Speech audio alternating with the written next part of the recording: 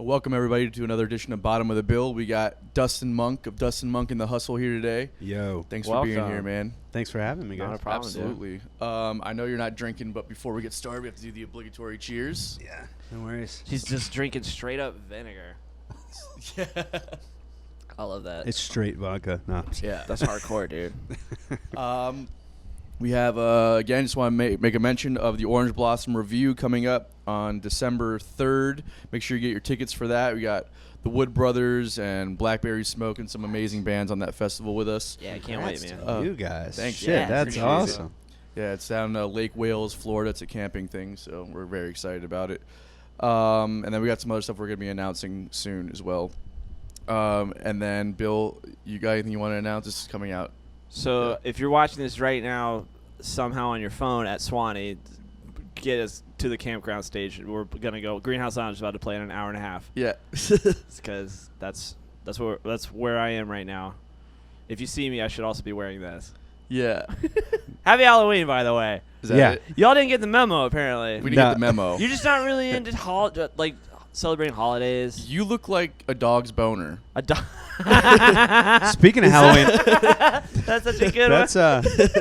that's a pretty solid jab Oh, right man. there. Yeah. A dog's boner that came to life and sprouted eyes. Yeah. There's actually a Halloween show going on tonight at 1904. Oh, really? Oh, that's right. Riff Raff, dude. Oh, yeah. Halloween. That's right. Oh, I yeah. forgot about I that. just- Literally, Wait, so let's I'm a full-time barber. That's what I do. And Damn, dude, I need a and I was haircut.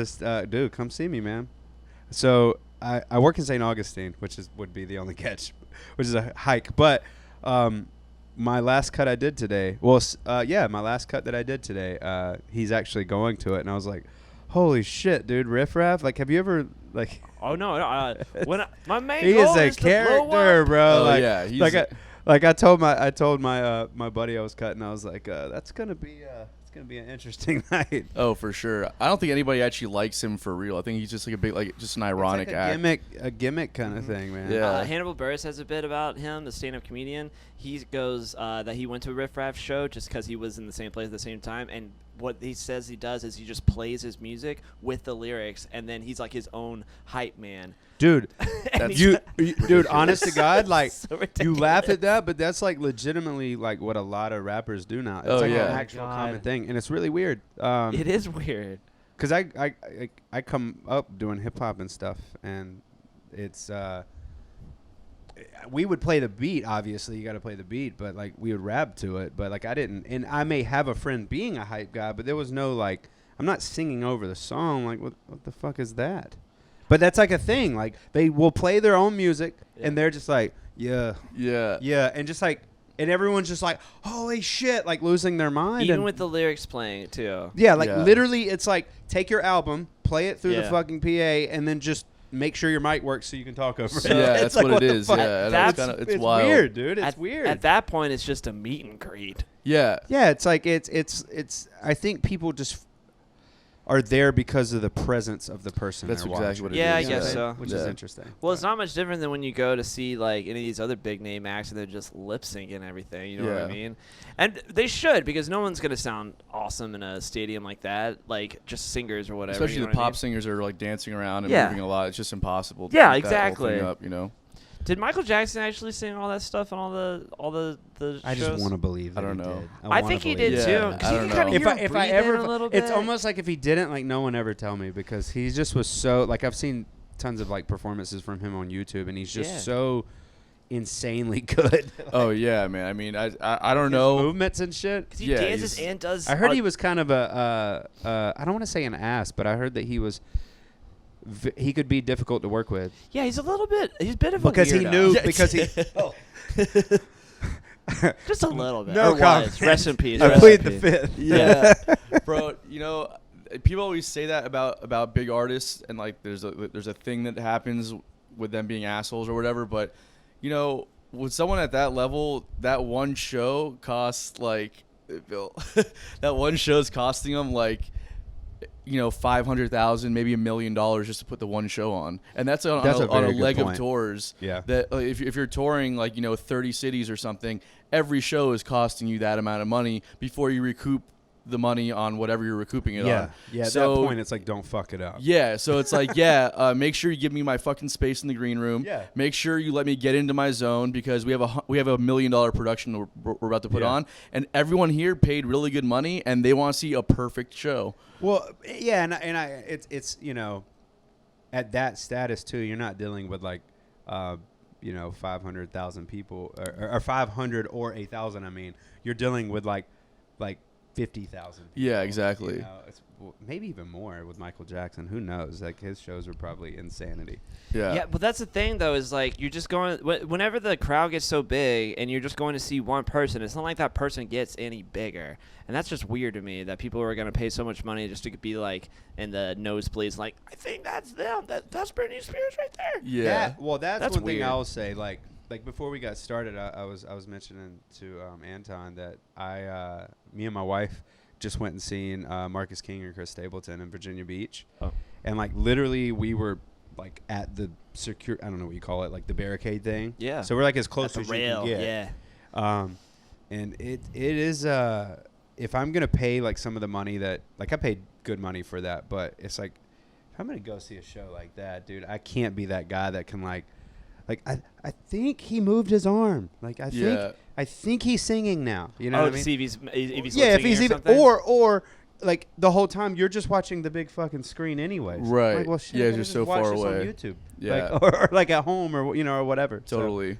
Yeah, I'm actually, when I go to shows, I like to be more, I don't like to be up front, or I don't want to be too far back either, though. There's like a sweet spot where the sound is like perfect, and that's what like right in the middle, and that's where I kind of want to be. It's close enough to see them, but really it's like just the best to hear everything, you know? Yeah, no, I will say that. I mean, well, they did something that I've never seen. They had, they were almost like these tower type things where they had big ass monitors and they had them like rows all the way down. So if you're up front, like we could still hear really awesome. Oh, I see. Okay. Which is sick because normally you have the big row, but if you're up front, you don't hear shit. Yeah, like, it's all stage volume. like it's all stage volume, which is like hit or miss. Like you're gonna hear the drums louder than anything because they're right in front of you, smashing. You know, Right.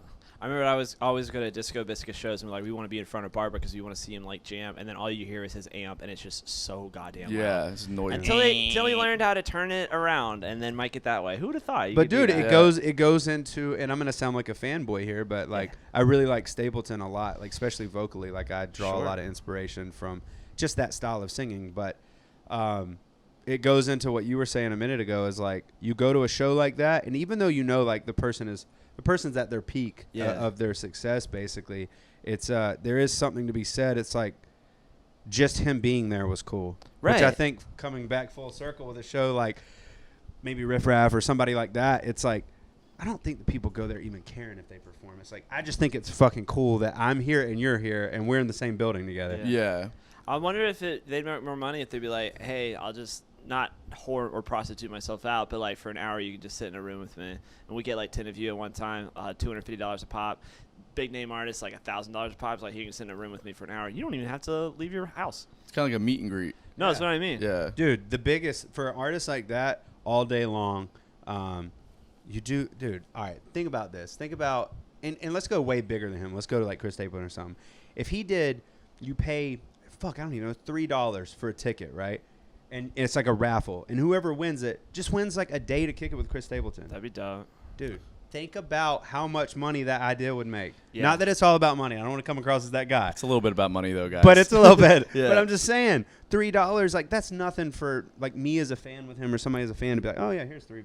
Right. But for him, if you get 100,000 people give $3, Yeah. Ooh, that's Well, a how lot much of do you all you fucking got to do is just kick it with someone for a day. It's a Just lot of don't be a fucking dick people. and kick it with someone for a day. Yeah, You know? that would be. That's like every single day you got to do that, though. How much do you think we could get on like a Fresh Prince of Bel-Air Bachelor auction situation with Side Hustle? You can join if you want. What do you mean? I mean, like you've seen that episode where they go up and the people bid on who gets to go on a date with them. I've never really watched that show, to be honest with you. Okay, well, you get the premise anyways? Yeah. You're killing me right now. Yeah. We take everybody from Side Hustle, put them up on an auction, like, hey, you can bid, and you have a night. You can have a night with Billy Bagley. Yeah. It's going to be pretty interesting. Yeah. Yeah. It's like the episode of The Office when they all like bid on like certain things that each member of the office has to God, offer. that show is so right? good. Okay, yeah, okay, The Office then. Whatever you You'd can be think like of. Michael Scott. Nobody would want to bid Yeah, on exactly. anything you have to offer. I don't Yeah. think. I bet I've got the one with the most colorful personality. You do, but no one knows that about you off rip. You know? Yeah, I mean, right I'll now. wear I the mean, I'll wear the squid, he's, dude. he's killing it right now. Yeah. I'll come in hot with the puppy rocket dick. Let's go. Puppy Rocket Dick. Jesus. That's a good band name. That's that's Side Hustle's next album name. Ooh. Puppy Rocket Dick. Yeah, Puppy yeah. Rocket Dick. Can do it. PRD though, we want to keep it. We I want to do, keep it I kid do friendly. that too, man. I'll acronym anything if I can, man. PRD all day. So speaking of new albums or next albums, anyways. What a segue. You just. I was just about to comment on that. That was classic. Yeah, I'm getting pretty good at this. So you just released a new album called Gold Rush. Yes. What was the inspiration for that album, and how did you put the whole thing together to make it happen?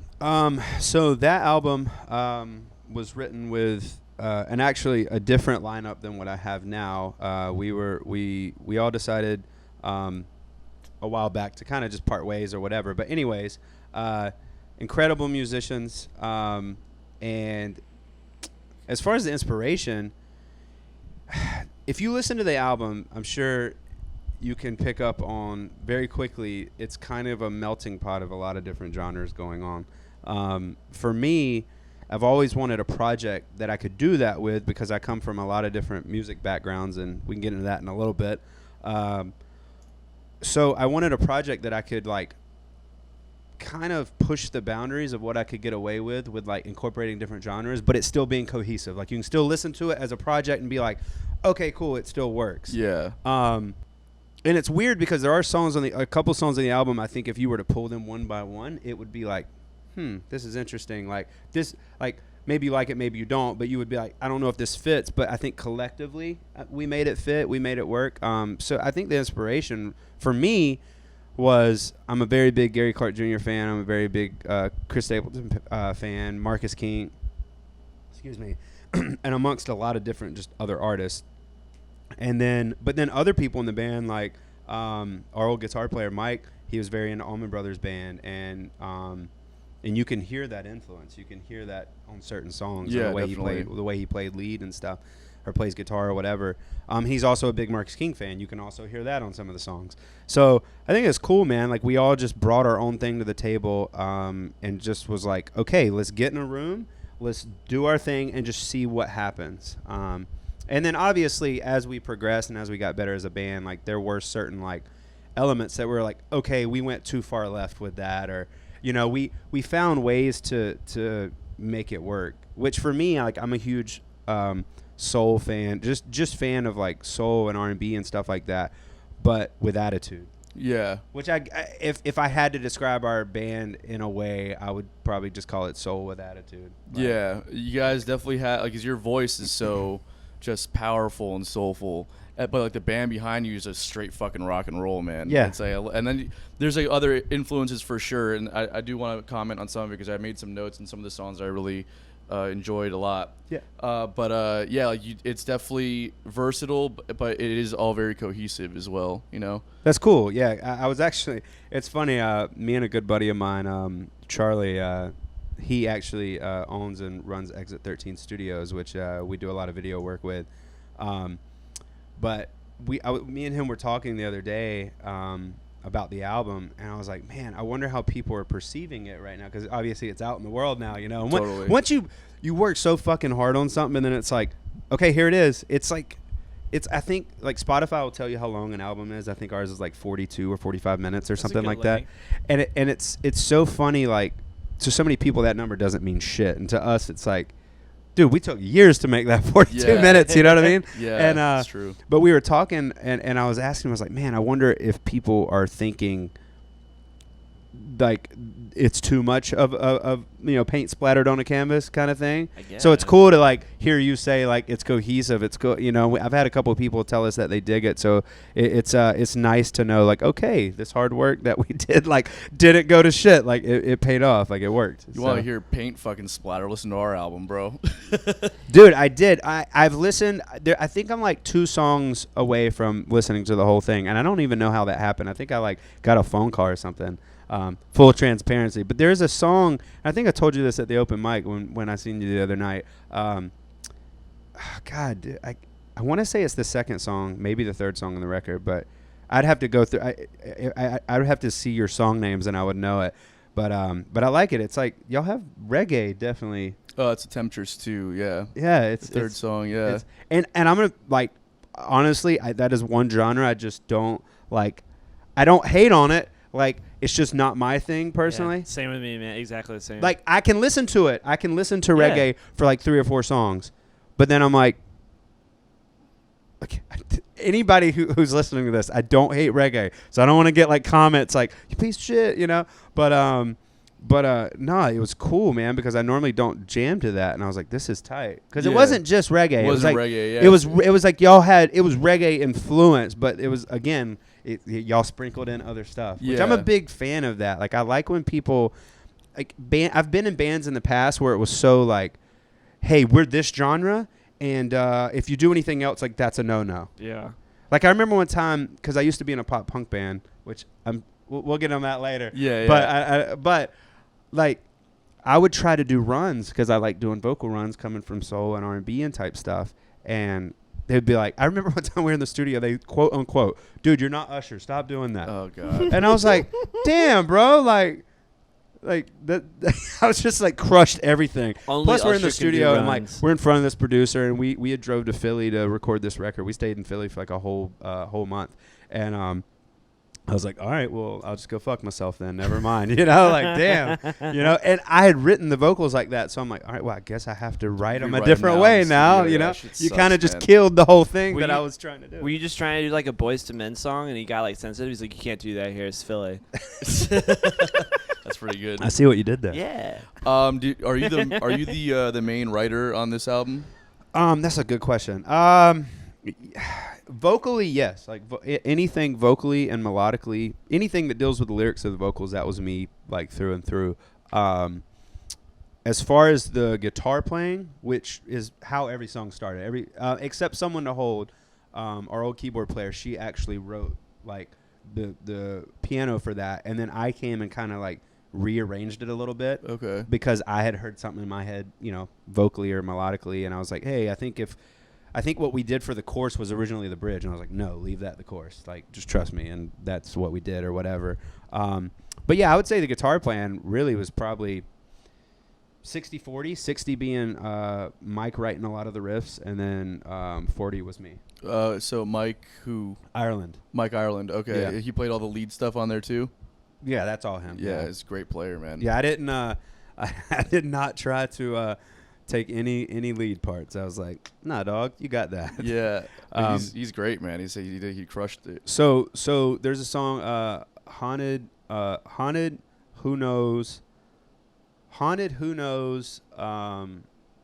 Different Man, and then the 2 acoustic songs. That's the only songs I play guitar on. Oh, okay. Yeah, every other song is all them. Gotcha. Like they wrote the music, or they would write like sometimes he would write a riff, and I may be like, oh, what if we do this, or we it was a very collective thing, man. I can honestly say that like that record like I said, even though like they're in different projects now too, so they're still all playing music.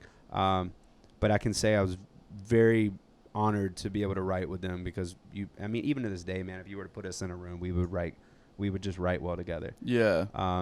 It's a cool thing when you've played with someone for so long and you get that chemistry with them. Yeah. Like you guys have played together for a while. Like y'all probably don't. Fucking tell me about it, bud. Y'all probably don't even have to like look each other. Like y'all know what the other person's gonna do. Yeah, probably. Probably, yeah. Yeah. And then You know what I Probably, mean? yeah. Like you But just it's- feel it. You're like, oh, this is what should happen next. Yeah. Well, so I'll agree that we definitely know what we're gonna do. I will say that we probably aren't gonna like the idea though. That is true. That's- We butt heads constantly. Oh yeah, butt heads. But Okay, that's good. I've been there. Because if you don't, then somebody's gonna take the reins and then put out something bad. If you don't Yeah. bump heads, That's what it happens. means Yeah. that both if you don't bump heads, it means that somebody doesn't give a shit. Exactly. So that means So- I do care. Someone's being, for lack of, not lazy. I don't want to say lazy, but just being Passive. just nonchalant, passive. That's Yeah. that's the word. Yeah. Yeah. So And it's I think it's important to be in that creative space and have those hard conversations sometimes. Like, hey, I don't like what you're doing, and sometimes if you're close enough, after a while, you can just tell the person, I think that's a terrible idea. Oh, yeah. And that's the point that I think everyone needs to get to. oh man, for us that was something that was tricky, man, because we practice typically we would practice once a week, which that in itself was amazing, because it just made us obviously so much tighter because we were constantly playing. One thing I will say, there was three songs, if I'm correct. There was 3 songs that didn't make it to the record. Okay. That was a bummer, but it was just one of those things what a lot of people may not know about this record is man, it was over 2 years in the making.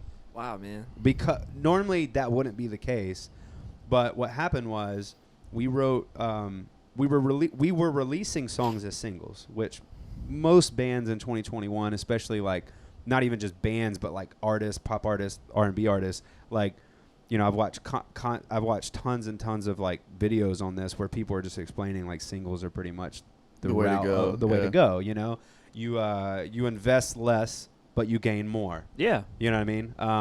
And instead of taking 10 to 12 songs or however many and trying to shove them down people's throat when people's attention span sucks nowadays, Right. you make each thing its individual project. Right. So am I too close to the mic? I feel am I eating it too much? We had discussed No. this. For everyone watching, so I don't sound like a weirdo. God we damn it. we just give some context. We discussed me not being too far away from the mic. Well, but yeah, also maybe don't I wanna be shouldn't the have guy said a that's damn thing, especially if you're a goddamn singer. I didn't Yeah. think twice about that. But yeah, if you could just hold it here, you don't have to put your mouth on it. Yeah. I project. I don't know where that's been. It's not my mic. I project. That's It's been his some mic. weird places. It's been some weird I places. get it. I put it in some weird places. Anyways, You're all right. But yeah, so what the hell was I saying before? Singles I was versus, yeah, singles. uh, So when we first started the record, we released Different Man, Haunted, Nothing on You, and then Bad Woman was the last one. Those were the 4 singles we had put out. Well, what ended up happening was whenever we decided to do the album, it was always they were always going to make it to the album, but I was like, I ended up going to our producer. Shout out Josh Cobb of Rockbot I was Studios. gonna ask you about that. Yeah. He kills it.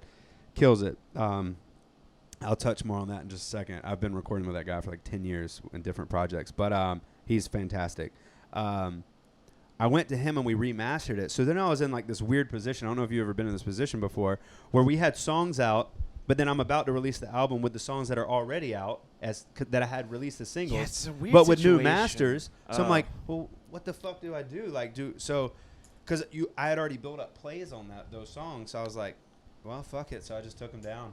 Oh, you took him down. Interesting. Oh no. And I so just- yeah, I you just could need have plays. the good master yeah, of it. the remasters of them. I And it's wa- not that the masters were bad before. It's just It's well, we had recorded 2 years ago, and then we recorded the last 2 songs on the record a year and a half later. Obviously, the mix Just different. Josh did a great job at making them match, but what was happening is the other mixes were a little bit ballsier, Yeah. and I was like, that's one thing that I strive with the way I perform and the way I play and the way that I have anybody that plays with me play is even if we're playing something soft, I want some fucking stank on it. I want some I try to put a little oomph in it. Yeah. And so he boosted all the mixes, and then I was like, well, damn. Because that's a tricky situation because, let's just use Different Man, for example. What was I going to do? Release Gold Rush. You have Different Man Gold Rush and then single Gold Rush, but single Gold Rush doesn't sound as ballsy. So I was like, well, just re-upload it. And Yeah, that's if you what I don't did. like it. It sucked because, Yeah. I mean, I'm going to be honest, dude. It wasn't like we had a shit ton of plays, but I was just like, whatever. You lost all that. Took away all that ground that you had on. I Yeah. get it. Yeah. I don't think it was necessarily a bad thing. One thing that irritates me to no end is when you go on to like one of the artists, like I don't know, like David Bowie or Rolling Stones or something like that on Spotify, and it's like you can listen. They have all the albums listed by the year that they came out, but based on when it was remastered, and it makes me so angry. yeah. I'm just like, well, which one was first? I don't have to, and then you have to scroll all the way down to the bottom so you can just listen to the. I did not know that. Yeah, that happens with like Zeppelin I thought stuff, too. Like I've looked and I've wondered, but yeah, that's interesting. I mean, and you do. I guess there's like a little bit of like nostalgia about going back to listen to the way that they were really remastered and then digitally remastered now. Which one's better? It doesn't really matter, but just put them right next to each other. I don't understand why you got to be like, well, this was remastered in 2015, but it came out in 1967. This was 2017, but it came out earlier than that. Right. Yeah, that's weird. Super annoying. Put the year it came out. Spotify sucks. Popular opinion. That's my unpopular opinion. Spotify sucks. No, I don't think it sucks. It's not great. It's not great yet. Spotify sucks depending on which side of the fence you're on. For a user, it's amazing. Yeah. For an artist, it sucks. It's just like a fucking maze that I don't understand. I'm not even talking about like what they pay artists and stuff like that because that's a whole separate conversation. Just in order to get recognized on the platform, it just doesn't work like any other platform, and I don't think anyone has the key. I just think it's getting on a playlist. Yeah, that's the playlist. Like my old band, dude. We have a song right now that is over 2 million streams. Yeah, I saw Good that. for you, I dude. saw that. I was Amazing. actually that's something else I want to ask you about in a little bit as well. Yeah. But before we get on to all that stuff, can I say my thing about how to fix Spotify? Yeah. Or just one thing is it's $9.99 a month, right? To listen to all the music you want. All that music goes to Spotify and then they redistribute it. I'm just saying, just maybe like if you want to. Distribute it to where you want it to go and be like, I want this person to get it, because all my money is going to Ariana Grande and Justin Bieber, and it should be going to like fucking Kringbin or whatever it's called. So go on to can't say their name. Bandcamp and support on Bandcamp. I know, but like I wanted it. Are those artists on Bandcamp? I mean, there's a lot of art. I don't know. Bandcamp's still a big thing. Oh yeah, yeah. Really? I didn't know that. Like my old band was on there, but I just didn't know if that was still like a big Still a thing, especially with independent bands. Still, I just think one. that's how you would fix it, without a doubt. I Yeah. mean, because like I would never ever. I mean, not that there's anything wrong with them, but I don't want to listen to Justin Bieber or Ariana Grande, but they're getting all my money, and that makes me mad. Yeah. Because fuck them. Yeah. No, I feel you. Hey everyone, just wanted to take a second to talk to you about one of our favorite music venues, Blue Jay Listening Room. Blue Jay is a space for true music lovers where every ticket is a backstage pass. Silence your cell phones, enjoy a nice glass of wine or craft beer, and be part of an intimate experience unlike anywhere else in Jacksonville. Hear national and local artists sing their original songs and share the stories behind them in a space carefully curated for the premier show-going experience. I personally have seen some of my favorite shows here, as well as having played with some of my heroes. Not only is Blue Jay a wonderfully unique experience, it has become a staple in the Florida music scene. Mention Bottom of the Bill on your next visit and receive 10% off your tab. Blue Jay is located at 2457 3rd Street South, Jacksonville Beach, and be sure to check out www.bluejayjacks.com for news, ticketing, and events. I definitely hear that. I don't know what the solution is to that problem. I just said giving them the option, like, hey, this. They did have the option before. Really? Before streaming platforms, you went to the record store and you bought the record that you want. What is wrong with you? Okay, why are you talking about 40 years ago? We're talking about right now. I'm saying that That was the option back then. Yeah. Okay, so I'm saying the new option going forward Is just to do that again. Yeah. Well, no, on Spotify. On Spotify. Yeah. Well, I mean, you kind of have, even though it's kind of like, I feel like it's becoming outdated. I mean, iTunes still exists. Yeah, that was the thing. Like, you buy an album. You can do it digitally, yeah. Speaking of, like, just totally off topic, what distributor do you guys use? We use CD Baby right now because I'm lazy and I just haven't done the research on who else to use. I know that Distrokid is kind of like the thing right now. Yeah. They're cool. I will say this. This is going to make me sound really dumb and very unprofessional, but whatever. I don't care. Shoot, let's do it. Like, a lot of my clients, well, I have some of my older clients, they were like, they're like, oh, you know, we went to iTunes and bought your record, man. We're supporting. And I'm like, yeah, man, I don't even know where the fuck that money went. Like, I don't even know. I don't even know if because I'm like, I started thinking about it the other day. I'm like, yo, does DistroKid keep up with that? Because if not, like, I don't know whose bank account that's going to, but somebody's getting the. No. Like, appreciate the buy, man. You know? So DistroKid does. Shit. So DistroKid doesn't keep up with that. What they do, they handle like certain, and this goes for most of the distribution platforms. They might handle some mechanical royalties, which is like a different thing than record sales. Uh-huh. And I don't know the full specifics on it and the differences, so I don't want to comment too much on that. But who is collecting the royalties is that you're probably an artist with BMI or ASCAP or CSAC. Mm-hmm. And when you register your BMI. work with BMI, then BMI tracks those sales. So BMI sends you a royalty check after a certain amount of time. But from iTunes, like from a. Yeah, so so they collect it. So BMI is the one that's tracking all of the royalties basically that you're getting. Are we getting royalties? It's such a small amount, How much? Let's say. like fractions of a penny on every play from Dude, Spotify. Getting it big, dude. Yes, dude, Spotify. I think that you might like Make more people money can begging buy it for directly change. from certain platforms. Like I've seen stuff come through from CD Baby where it's like a purchase and a certain amount will go to our account on CD Baby. Yeah. But as far as like who's keeping track of the sales and like who's paying you out, typically that would Dude, be your it's- royalty collection agency. It's rough. It's Yeah. rough. I'm booked Bandcamp for sure. You buy it for a download and everything. Well, I told you Yeah, how many Bandcamp. streams my old band has, and And that's from Spotify, you said? yeah, it's from Spotify. Are you seeing any of that? Where is it? You don't know? No, Somebody's got it? no. That's it's a long story. It took us a while to get into it. One of my old friends, well, I say old friends. He passed away last year. Sorry to Sorry hear to hear that. that, man. Appreciate it. Yeah, Mike Davis, rest in peace, brother. That was the guitar player of my old band. He was the creator of my old band, so it was like his baby, you know, kind of thing. He was like he passed away, and he was the one who handled all of that stuff. So it was very tricky. You know, not to get too deep into that, but we were going through TuneCore with that band, and man, it's like I'm kind of going through a thing with them right now, trying to figure out like, yo, I see the number of streams, and then I'm seeing the it's like, what the hell is happening? That's important. But it's like, in my head, I'm thinking like, oh, those don't match. But then like, you Google the percent, and I'm like, well, shit, maybe that's just how it is. But I'm like, your distribution company does have certain things in there, which is why DistroKid is so good, because DistroKid doesn't actually take a percentage of the royalties. TuneCore and CD Baby and all the other ones they take a percentage, right? which is why it's a lower rate up front to like register songs. Mm-hmm. DistroKid, I think you pay like a monthly fee with DistroKid. No, dude, DistroKid. Not to cut you off. No, go ahead. Dude, DistroKid is literally, we pay. So there's a. It's $20 or $25. No, like literally a year. $20 or $25 or $35 for a year, and you can up. I think for the 35, which is what we have, you can be multiple artists. That's what it is. Yeah, and Like literally, I could have 5 different acts, upload as many albums as I want to for $35 a month. I mean, $35 a year, not a month. Oh, wow. that's Which wild. is insane, dude. Because It's like CD Baby crazy. charges you for a yearly thing. I'm pretty sure then they charge you per upload too. Yeah. So it's like $20 or something per song. That's what I'm saying. DistroKid, like, and I found out about it from a buddy of mine, Gary. He plays in a punk band down in Orlando, and he mentioned it to me.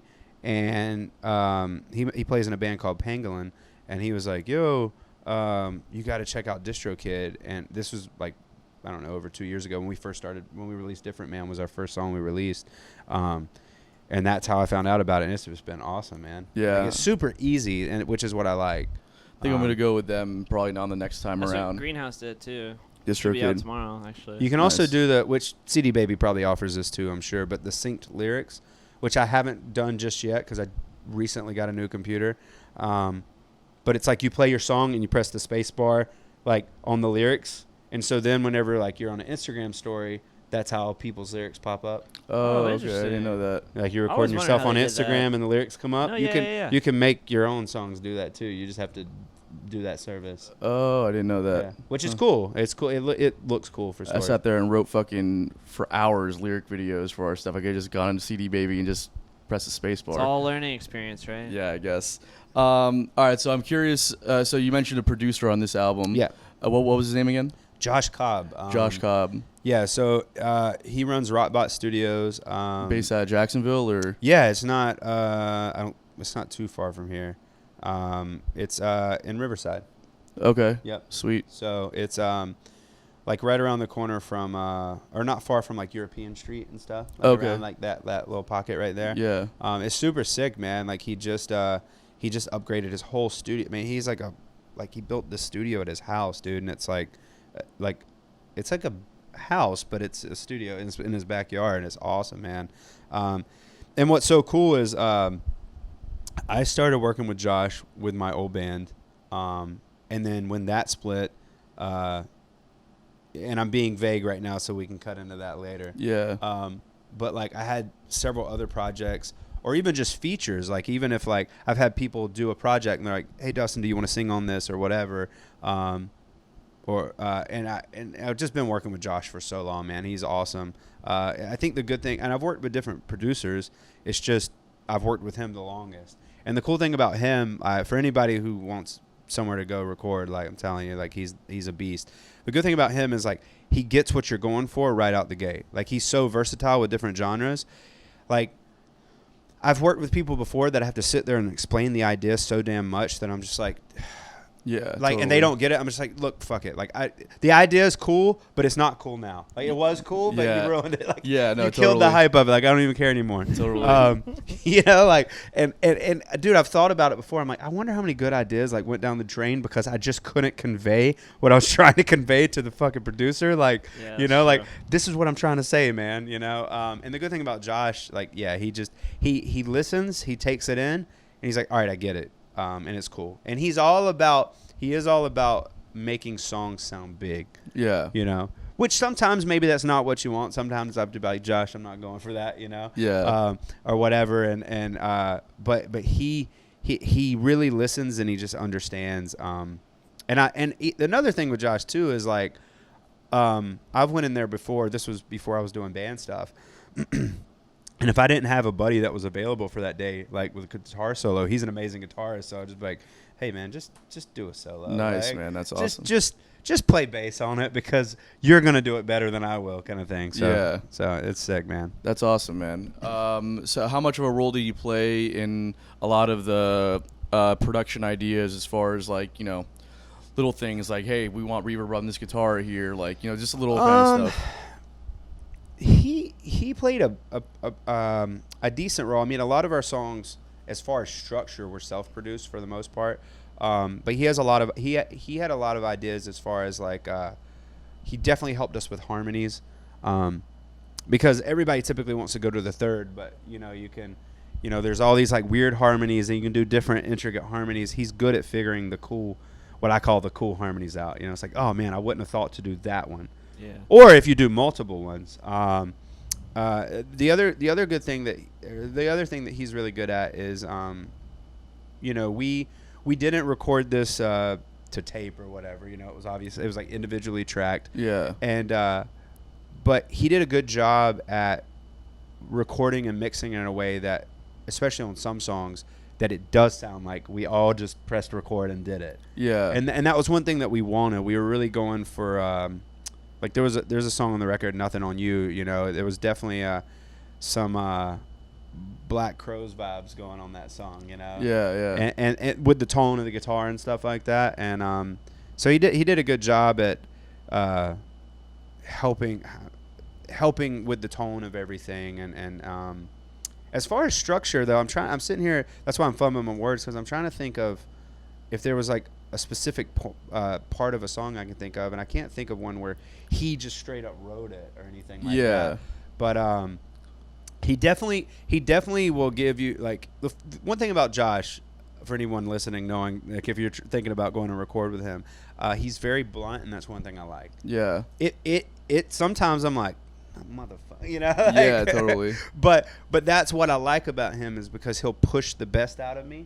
And I can be very stubborn. I can be very this is the right way because I said it, kind of thing. I can be like that sometimes. And Josh, he does a good job at tastefully being like, hey man, I know you think that sounds good, but yeah, no, Yeah, it doesn't. it doesn't. You know, don't do that.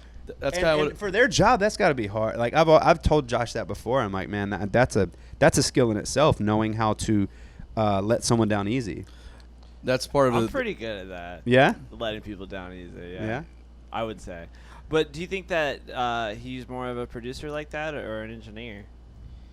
No, 100% Josh is a producer. Okay, cool. Which is and I won't get into like pricing and stuff like that, but like I will say you get what you pay for with Josh. I'll leave it at that.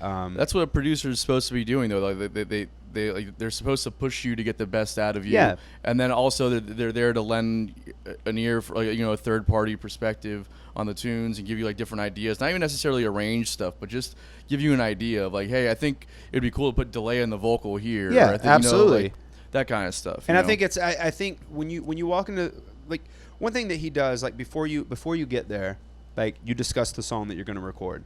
I've sent Josh the shittiest known to man like voice memo recordings, right? But him being a producer, and I've worked with him so long that I used to be like, I don't want to send this because it's not good, but like I've known him for so long that it's like he knows what I'm thinking, and I know he can hear through the mess ups, and that's what he'll tell you too. He's like, I encourage that, like, send me that, because, and then off of the scratch he uses that to build a scratch track.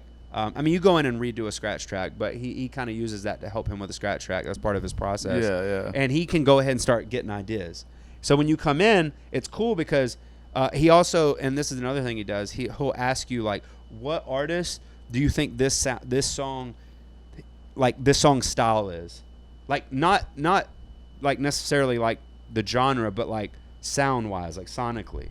And I'll listen to, like, let's say I hear a Gary Clark Jr. or whatever song, and I'm like, I like the way the kick is in that, and I think that type of kick would be cool in this, and he picks up on all that. So normally when we roll up, like, he's got his coffee, and that song's already blaring. Like, he's already got it playing through the speakers. Oh, that's awesome. And he kind of, like, he catches the vibe from that, and he's like, okay, how do I take your song, even if it's, and especially if it's a different genre, that's even more, like, props to him for being able to do that, and he gets that vibe from whatever you're doing. That's awesome. Does that make sense? Yeah, the way totally. I explain that. Okay. Yeah, totally, man. That's awesome. You know what's so weird is that we've been talking about recording a lot with people, and I've never been in a room with a producer telling them, like, what to do. But bandmates kind of do the same thing with, like, because you can only that's not true. You can record more than one person at a time. Most of the time, it's one person in the studio and the other person in the listening room or engineering room, and then you tell them what to do. But I've always just wanted to be there and just see what a producer is doing, and anyways. It's the whole thing, like, I've recorded an EP before. This is like way long ago when I was young, and it was interesting because it was actually at Vision Sound. Do you remember that place? I don't even know if that still plays. I feel like I've heard of it before. It's in Orlando, in Orange Park. Orange Park. Yeah, I've heard of it. I hell, think I said Chris Orlando. Richard was talking about that place on the show a while back ago. Yeah. Yeah. So we recorded an EP there in my old band long time ago. And it was interesting because we had an engineer. Like, there wasn't a producer. Yeah. It was just an engineer. And the sucky part about that is, like, that person's not gonna, like, their job is not to all the stuff that we're talking about. That is true. Like, it's just like, hey, man, this is the amp you brought in. Cool. We'll get a good tone. Like, they'll make sure, you get a good tone on everything. But other than that, it's like they just press the big red button, and they're like, this is what the fuck you got. You want it to sound better, be better. You know what I mean? Like, you know what I'm saying? That is true, though, because that's the way that we've always recorded with Jason Sadui. What does it matter? Sadui, yeah. Sadui. Anyways, but yeah, he'll just be like, whatever you want, dude. Yeah. He will always give his, like, tone of, like, what would you do? But, like, if there's any pushback at all, he's like, okay. Yeah. But yeah, maybe we need, like, Stonewall to be like, no, do this. I know it will sound better. Yeah, it's definitely something. that's definitely been what we do. It, like with our stuff is it's completely self-produced, and we have the engineer I've worked with for a long time, and he's a great engineer because that's a whole different skill set, not just pushing the buttons, but also knowing how to just be in the room with people and just kind of being a fly on the wall versus like trying to like step in as a producer, right? So he was very good with that kind of stuff, but it's been for sure like we're all listening to what's going on, and then we're putting our input, and then the mixing, the master, or at least with the mixing, I was there for like every step of the mixing. We're like, hey man, I don't like this part right here. Bring this part up. Do this. Do that. You know what I mean? It's like, so it was definitely a completely self-produced record on our part, but yeah, but I think that's cool, man. I think producers get a bad, not producers, but the act of having a producer, should I say, gets a bad rep because. Like me, for example, like again, especially when I was younger, it was a lot worse. Like I was very, like, my song is my song. This is my baby. Like I don't want anyone to touch it. Like I created this shit. Like leave it alone. Like I want it. This is how I did it. I want it out in the world. And what I learned was like, just like with anything, it helps to have an outside perspective. Yeah. Because when you're in a band, or let's say you're not in a band, you're just a solo artist, whatever. Even if you're a solo artist, there is a good chance, not always, definitely not always, but there's a good chance, like, you've shown your song to some friend, like, and got your homie's perspective. Like, a lot of times a producer is just a more educated version of that. Yeah. Unless your friend is just also a producer or musician, obviously. But like, if you're just showing like a random friend a song, like, which I think is a good, as a side note, I think is a great thing when you're recording songs. Show someone who isn't a musician. Don't say shit. Just see what their first initial reaction is. Because if their first initial reaction is like freaking out, then you know that that's what the general audience perspective will be. Right. Because if they're not a musician, like, it kills me. Like, I'm gonna go on a rant for a second here. There's so many musicians and artists that like pay too much attention to, and it kills. I've had this conversation so many times with different friends. They're like, man, I can't play that because like the guitarist will laugh at me, or I'm like, I don't give a shit. Like what another musician, like it's cool to impress another musician, but I'm like, my general audience, 80% of them or 90% of them isn't a musician. Right. So like, I'm not shooting for that. You know, if like I was telling someone today, like, again, going back to Gary Clark Jr., like I'm a big fan, and I seen a comment one time on YouTube where someone was like, just dogging, a couple comments actually, where people were like dogging him because he only plays in a certain scale or whatever. And I was like, dude, everything I do in music comes back to one question. Does it sound good? Yeah. I don't give a shit about theory. I don't care about rules. I don't care because I went to music because it doesn't have rules. Yeah. Like, that's why music is cool to me. That's why I grew up skateboarding, because no rules. Like, you know what I mean? Yeah. And so, like, and I'm not knocking theory or anything like that. Like, it's cool to know those things, but I think that they can also be a hindrance to some certain degree. Yeah. Like, for me, it's just like, yo, does it sound cool? Does it sound good? And does it move me? If it moves me, I don't care what anyone said about it. Like, I feel it. And if I feel it, it's right to me. Right. And 9 times out of 10, half the battle is if you feel that shit on stage, they're going to feel it in the audience. Right. You know what I'm saying? So anyways, I had to go on a rant there because so many, like my old band, like we used to have these conversations where it's like, we were a pop punk band, and it was like, and we were in the vein of like Newfound Glory, I guess, and stuff like that. And it was like, we can't do this because this isn't pop punk enough. I was like, who cares? Yeah.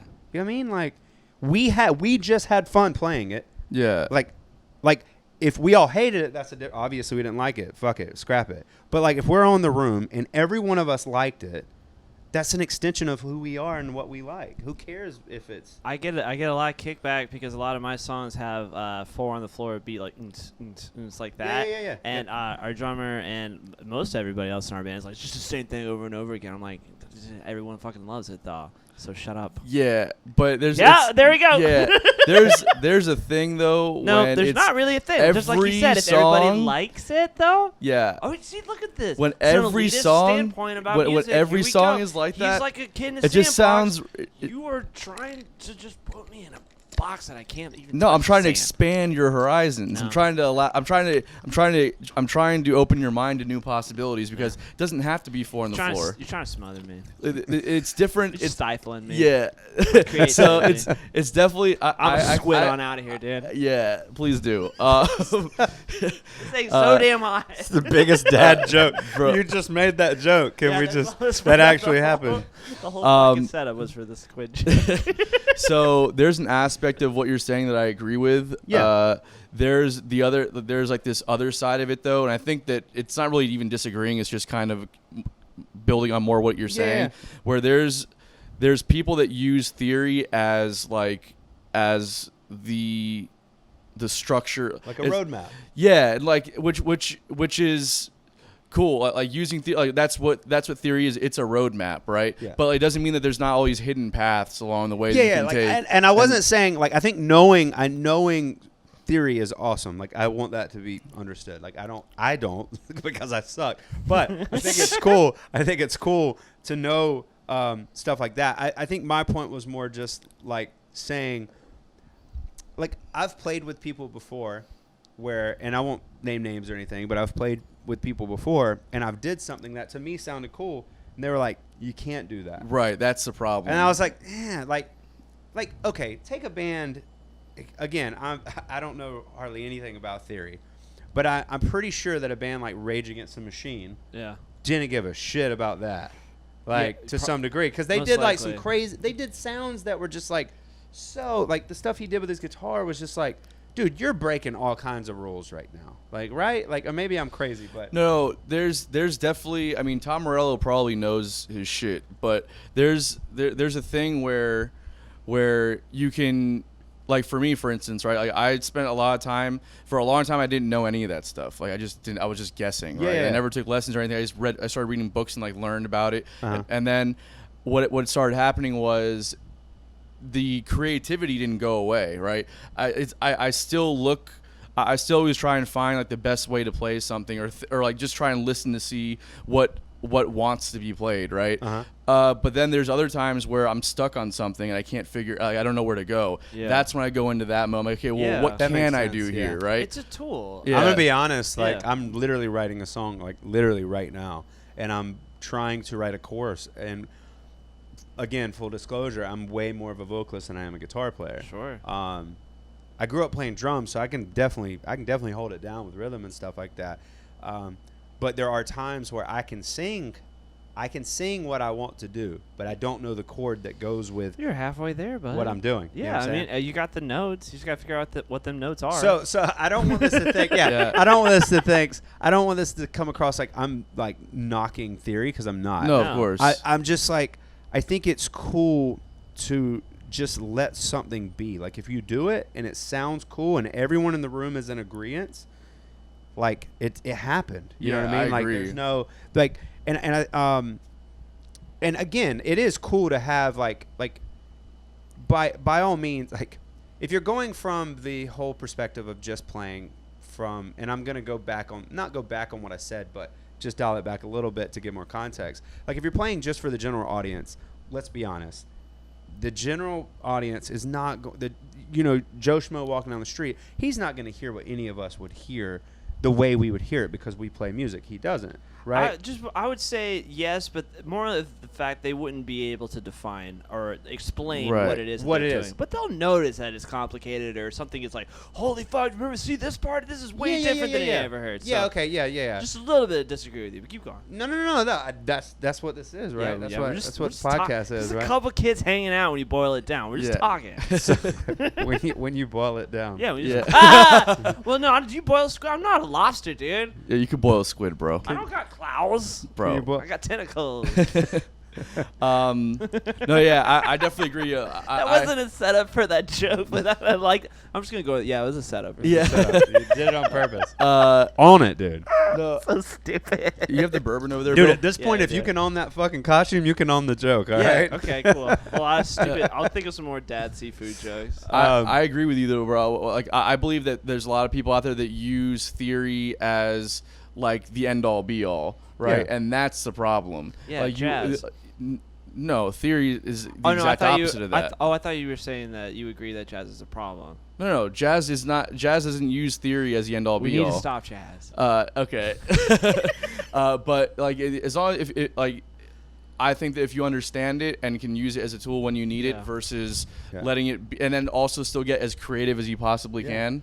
Right? But like moderation, though, right? Exactly. And I think that's what a lot of bands do. You know, they're like, if you have someone that gets like super insanely knowledgeable and they're just like music nerd, you know, like they know all the stuff, lefts and rights, everything with music. And again, that's awesome. Like I think I legitimately respect that.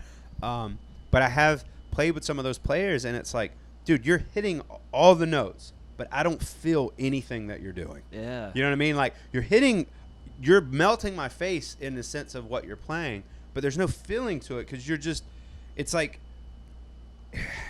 you're just reading a book. Yeah. With your hands, like you're just going, all right, this is what I do right now. But there's no feeling. Not all the time, obviously. I'm speaking generally, but and then there's like I've played with musicians that think every single time you play a certain thing, it has to be the most complicated like thing on earth, and it's like, dude, we don't have to like, it doesn't have to be a Picasso painting every time. Like sometimes, like I just want to hear something simple, but then sometimes that can get boring. Yeah, that's true. And I think that's for me at least throughout my years of songwriting, and I'm just Dustin. Like I'm not saying, I'm just who am I? But in my opinion, I think knowing how to like pick your moments. I've used this example a lot with people, and I've said this saying for a few years now. It's like if everyone shines at the same time, it's too fucking bright. Yeah. Ooh, You I can't love look at that. it, right? That's great, man. That's your boy right That's there. a good Copyright, quote. trademark. Trademark. Take my shit. Yeah. I love it. I like Well, I that. think an even better point is those artists that have find that thin line where they have all this crazy music theory that gets all the attraction of musicians, and then also aren't dense enough to scare away the general audience, like Bruno Mars's new stuff, Oh, like yeah. Dua Lipa or even Volpec, really, where it's just like this is incredible, but at the same time it's so simple and digestible. That's what you gotta do. If you It's can, balance, if man. you It's a can balancing master that, act. balance it. But like when it's just the craziest things you've ever heard, it's incredible to witness as a musician. But at the same time, you're like, I'm not Dude, my blasting this at a favorite- party or something. My Yeah, of favorite course. musicians, like yeah. some of my, like, you don't have to be exceptionally good at guitar. You don't even have to be exceptionally good at singing to write a song that captures someone. Of course. Dude, Johnny Cash was incredible. He was not that great of a singer. Let's be real about it. Yeah. Or a guitar player, for that matter. I'd say Jim Morrison's even better example of that, because Jim Morrison was not an incredible singer, but he wrote some fucking incredible songs, I will say. Yeah. But it captured you. You feel Yeah, it. exactly. You know what I'm saying? Yeah. And anyways, I could go on a rant about that all day. No, Sorry. they're because the real captivating thing about any artist is just that. It's the artistry. It's not about the talent all the time, right? Mm-hmm. There's a talent in being an artist, and like that's the full scope of the thing. Like being good enough to where you can get the job of singing or playing guitar done, right? But like there's this other thing. There's this X factor, right? Yeah. That comes with being the artist, like that just nobody can really explain. It's like, why is Jim Morrison?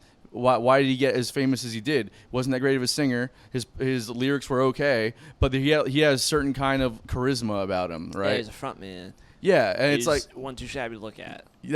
all those Pretty things, boy. right? Yeah, Johnny Cash is another guy, right? Like a guy who's not super talented or of a singer, right? Didn't even really write that any songs, but just had a certain charisma about him, and his that was voice the was key. That and was his the key. and his voice was so unique to what he It did. was different. Yeah. It wasn't just his song. Like you have a lot of artists who whether they do this consciously or subconsciously or whatever, but their charisma or their style, like just them as a person, like let alone from the songs, becomes a whole brand in itself. Like Yeah, exactly. Johnny Cash's attitude was what made people like him, because Exactly. it was just like, and I don't even like all of Johnny Cash's songs, but it's just like a lot of the stuff I've heard. It's like, dude, you're fucking cool. Like, you know what I mean? Like the way he did stuff, it was just like, it was so, especially back then when people weren't like now you shoot someone a bird, it's like, oh, just go ahead and say fuck you, man. Like, it's not that crazy. But like back then it was like what was it? Was it Folsom Prison? It was Live at Folsom Prison or whatever. Yeah. When like the front of the record is just, it's like the famous poster, it's everywhere, but like he's shooting the bird and it's just Yeah. like, that was so badass back then. know. And he was like in all black. Yeah. Like, who fucking plays a prison, dude? That's fucking awesome. It's Yeah. hard. Like, It's Yeah. hard to separate that from the music too, because when you hear that song or you hear that album, you're thinking about everything that has to do with Johnny Cash and everything. That's why I want to see I don't know, somebody on another planet or something like that be like, here's the first time you ever hear Johnny Cash, what do you think? And then what would they think? yeah. But attaching imagery to, and we could go on a whole different podcast about that, just branding. Yeah. But attaching imagery to what people are hearing sonically, which obviously that's music videos or anything, pictures, whatever, like that goes into branding and marketing, and it's so fucking important. Like, Yeah, it Yeah. is. because people nowadays, I have to be able to visually see what I'm trying to attach myself to. I need to see something, right? And that's what's so cool with people like Johnny Cash or just any of the like those type of people, man. Those people that are just larger than life. Like, it's like their whole persona is like they have a whole thing. Bruno Mars is another person. Like Bruno Mars, his entire style, which is like this funk soul thing, especially like lately. And then he has what's the group? Supersonic. Silk Sonic, yeah. Or Silk Sonic. Yeah. With Anderson .Paak. Anderson .Paak, .Paak, yeah. who is so tight. Yeah, he's but so amazing. anyways, like though, but and him too, Anderson .Paak. Like, they have a style that is just like, it's not just about the music you're writing. Like, now your style is a whole part of the mix. Yeah, it's a too. whole brand. It's yeah. a whole thing. Yeah. You know what I mean? And it's but anyways, It's an aspect. It's an aspect of this industry that I think a lot of people that aren't in those places like New York or LA don't think about as much. You know what I mean? Because it's just not as like important in a lot of ways. So I'm curious, with this album, have you thought about that, and how, like, was there a strategy to like kind of bring it to market, and did you have like a follow up strategy for when it came out, and how have you tied in your vision for the thing into the music?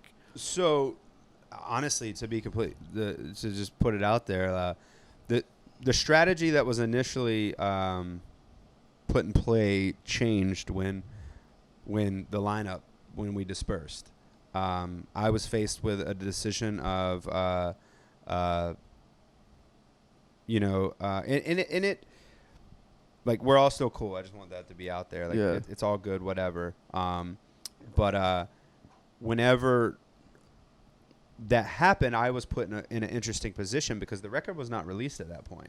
So I could have just been like, okay, take these songs, like, just write and do some new stuff. Obviously, we had already put thousands of dollars and all kinds of time and money and energy into writing this record. And again, like, it was like 2 years or something, because then you had COVID and that like killed everything. So it was just like, releasing this record just took for fucking ever, longer than it should have, to be honest. But it ended up being a better thing. But getting back to your question, I think, wait, what was your question again? So, I lost my train of thought, dude. No, I'm curious. Blame it on his costume, dude. Yeah. It threw me My off. head was getting hot. I had to take it off. I'm Yeah, sorry. you're very distracting over there, Bill. I didn't know who to you me. were. Like, I know. you know, I do I'm half not- the podcast with one person, and now you're a different person. Well, my hair's about as red as his damn suit, so. Yeah, I was just about to say that, actually. But no, sorry, getting back to it. No, it's okay.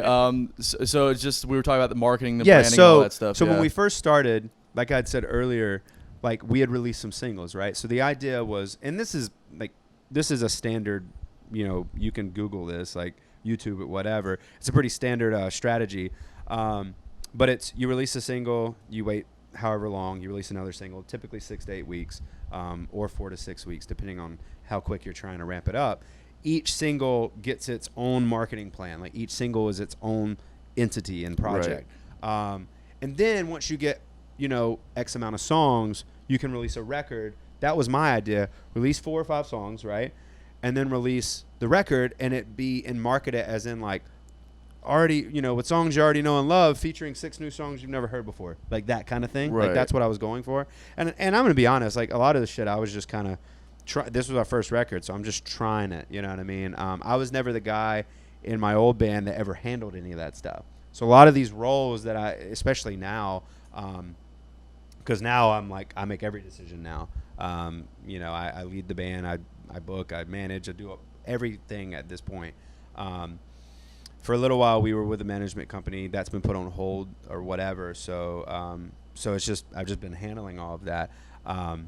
And to go real quick, because I heard Mike that when y'all were talking to Mikey, like, you can never respect it truly until you've done it. Yeah. 1000% correct. Yeah. Right? Like, shout out to Wayne Cannon. That was our old bass player. I will give him props, man. He did a lot of work, a lot of groundwork before it transferred to me. So thanks for that, dude. but yeah, I think the strategy changed because, like I said, I was in a position where I was like, oh shit, what do I do?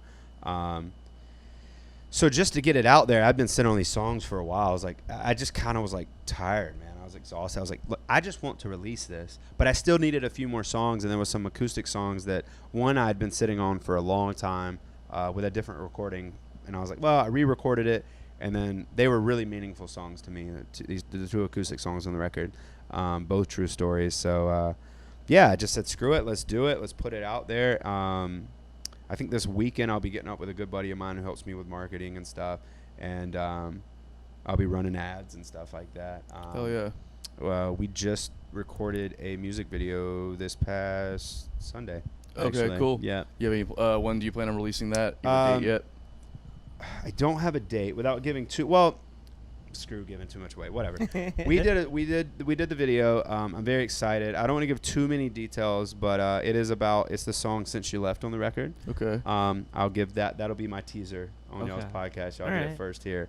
But it's a song about my granddad when he passed away. Ironically enough, I had recorded that song with Josh Cobb, same guy that did the record. Since You Left and Bad Seed, so both acoustic songs on the record, were recorded with different people, not Josh Cobb. Okay. With COVID going on and everything, and then I was in a time crunch and he was booked, I kind of just, like, I have two other friends that record. But I did Since You Left with Jared Jordan of J Sterling Studios. Yeah, we just had them on the podcast recently. Yeah, too. that's right. Yeah. So I did Since You Left with him. He did a great job with it. So shout out Jared. So I went and recorded that song with him, and I did that song, and then I did Bad Seed with a buddy of mine, Michael Taylor. I don't know if you've ever heard his name. I don't know. I don't know if I know him or not, but that's a great song though. I really like that one a lot. Thank you. Lyrics are great. Thanks. Yeah, I'll explain that song's meaning in a second. So the Since You Left was about my granddad passing, and we did a video this past Sunday, and it's really cool, man. I'm really, really excited. I actually have a necklace on here so you'll see all of this in the video. So without giving too much away, it's a string. My wife made me this necklace, and it's a string from my granddad's guitar. Cool. So it's really cool. Like, very cool. We did a lot of yeah. I don't want to give too much away, but I don't know. Hopefully in the next month-ish, I don't know. There's a lot of editing to do on this video because of the style of video that we chose to do. It's a lot. Was it like a live performance kind of music video, or has it got a story? No, well, it's more of a documentary type feel to it, I guess. I'll just leave it at that. Okay. I don't want to give too much. Yeah, for sure. But yeah, I'm excited to see it. Yeah. And then Bad Seed. That song, man, I'll give you a backstory on that song. So I wrote that song in a hotel room in Savannah. My sister was in ICU. That's what the song's about. That my sister dated this guy for a while, and at 4 a.m, I had gotten a call. I think it was 4:30 in the morning. It was from my mom's friend, and at the time. First of all, I'm waking up at 4:30 in the morning, so I'm just fucking out of it. And I see that my mom's friend's calling me. I'm like, that can't be good. You know what I mean? Like, one, she never calls me, and two, why would she be calling me at this time? She's like, call your mom. Your sister got hit by a truck. Your sister ran over. Sorry to hear that, man. So I'm like, holy shit. I'm freaking out. My wife woke up from the sound of me just like basically hyperventilating in the living room because I don't know. Like, I think she's dead, so I don't know what the fuck's going on. I call my mom. She can't even talk. So I'm like, okay. So I literally just I'm out. And I drove to Georgia. And then my sister got life-flighted from Jessup, Georgia, which is where I'm from, very small country town. Yeah. She got life-flighted from there to Savannah to the trauma center. What ended up happening, the reason why she got ran over is her ex-boyfriend beat the shit out of her. And then ran her over with his truck. Oh my god! And then backed back over her with the truck. What the hell, dude? Yeah. That's insane. Yeah, and I've told this story on stage a couple times, but not like in super like because you're on stage, obviously. So I don't want to do too big of a soapbox. But yeah, it was crazy, man. She I can't even name all of her injuries. I know she broke every bone in her hand, had to have like a complete total bone realignment surgery. Good Lord. 8 broken ribs, broken scapula, Oh my 2 God. punctured lungs. Her eye was hemoglobin. What do you call it when someone gets punched in the eye and it looks like blood? It's like hemoglobin or whatever. Hemoglobin, it's like, yeah. it's like an internal bleeding thing. Yeah. Yep. Her eye was like that and blackened. Busted lip. Hematoma. So it's Yeah, called. hematoma. Yeah, there you sorry. go. Ruptured spleen. Who knows how many pulled bones, or not pulled bones, pulled fucking ligaments and stuff, and pulled muscles and stuff. And dude, it was crazy. And she almost died. So it was super crazy. And so I was in Savannah. I was probably only 10 minutes from the hotel room, and I wrote that song in like maybe 30 minutes, like lyrics and all. Like the whole Wow. song. And when I went to record it, I made a big interesting decision to not put regular drums, but I was- put 808 I was kicks. gonna say that. Yeah. And it was an interesting decision. I popped in my head, and we kind of touched on this earlier, but I grew up doing hip hop. I brief backstory. I did poetry as a kid. I didn't know it was poetry. I just knew that I don't party or drink or anything, and I made that decision at an early age. So I haven't drank or even tasted alcohol since I was like 14. So like, it was just, I don't know, seen some bad shit as a kid and was like, fuck that, I can't do, But I'm cool. I can be around it and shit. It's not whatever. But so anyways, I keep losing my train of thought. I like The ramble. 808 kick. on 808 it. Yeah, kick. so the 808. Sorry, man. You're good.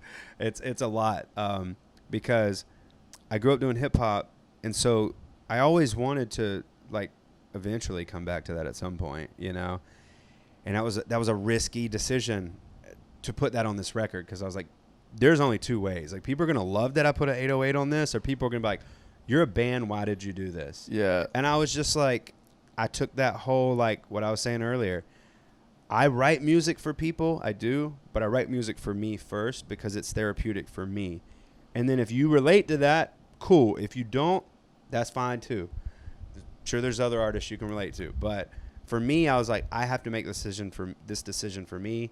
And my buddy Michael, he did it, and dude, it just, right when we heard it, we were like, this is cool. Like, some people aren't gonna like it, but I dig it, and let's just do it. And I did it. And I think the cool thing about going real quick to Gold Rush, the reason why there was strategy and how that record came about, like, it wasn't by chance that record is a mix of different genres. I like a lot of different genres. So if you want to continue doing that, how do you do it? You make a record that opens a lot of doors. Right. You make a record that allows you, like, okay, now if I do another song with 808, people aren't going to be completely like, what the fuck? Right. Like, well, You he set did it the on standard, Gold Rush. right, He did it yeah. on Gold Rush, Yeah. So, but yeah, man, that's what that song's about. So it was super heavy. Like, first couple times we played that song, and Since You Left on stage, the song about my granddad, like, I was just like fucking boo-hooing Yeah, on of course. stage, Let's get- But I just let it roll, Like, when you're on stage, what are you going to do? You just keep Yeah. going, Well, yeah, man. Not to get all heavy, but No, No, that's awesome to hear the backstory about it, man. For Yeah. sure. Yeah. I mean, honestly, it's a great album. I love it. I think everyone should go check it out for sure. If you haven't by now, it's really just an amazing record. So, Thanks, man. I appreciate that. Do you yeah, think man. we could show one of that song? What's the name of that song again with the 808? Bad Seed. Bad Seed. Is there any way we could play that song on the podcast? Yeah, absolutely. It's not got a music video or anything, does it? No, we should have one. That's probably, again, I'm giving out all these like. Oh yeah, that's right. That's right. No, you're good. You're good. No, you're good. I'm giving out all these spoiler alerts. We will be doing a video for that song. Okay. Well, let's listen to "Bad Seed" by Dustin and the Hustle off of Gold Rush. Yeah. Here it is.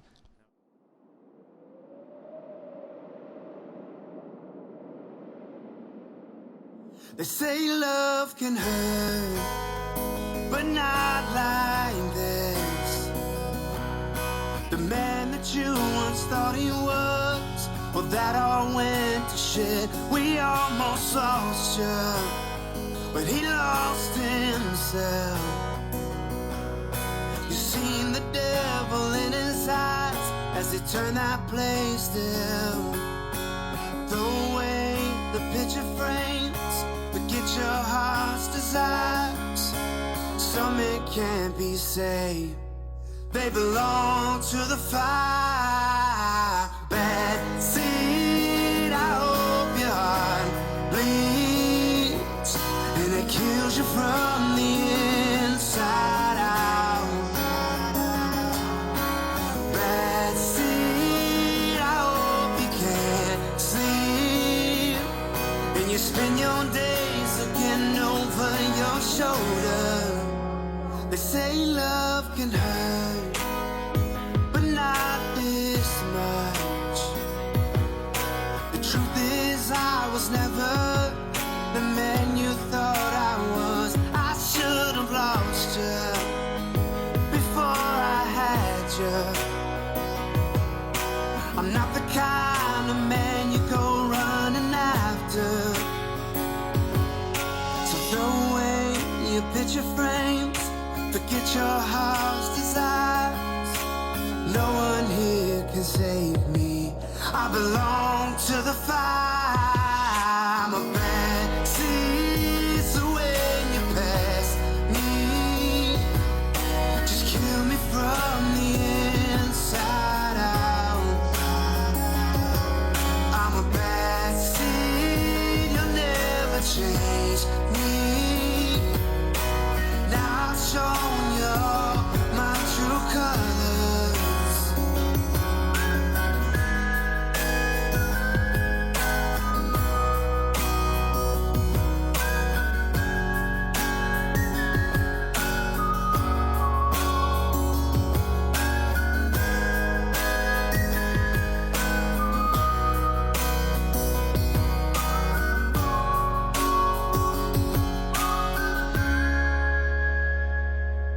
You're a bad seed, so now you watch me when I kill you from the inside out. I'm a bad seed, I lost a part of me. So spend your days looking over your shoulder.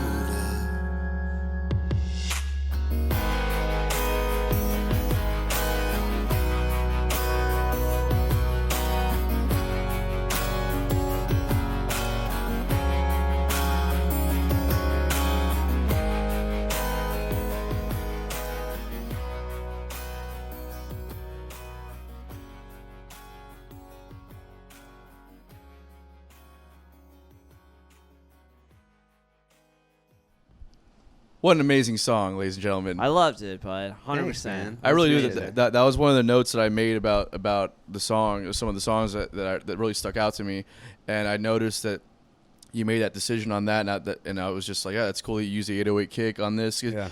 starts off very like acoustic and almost like an early 2000s Stain kind of vibe, and then all of a sudden that kicks in. You're like, oh, here we are. Brings us back to like today. You know what I mean? Dude, like I said, man, it's definitely it was by no surprise that well, not by no surprise. It was a thought. It was something that we sat in the studio and was like, do we do this? Because we had all the means set up, like we had the kit set up, like we could have did real drums, you know. Yeah. And it's an easy beat, like, and I grew up playing drums. That was my first instrument, so I could have played drums like to it. It just was like, I was like, nah, man, like I want that shit to thump, you know what I mean? And again, we did it, and it just was like. And then another decision on that song was we had a guitar solo. My buddy Michael, he shreds a guitar.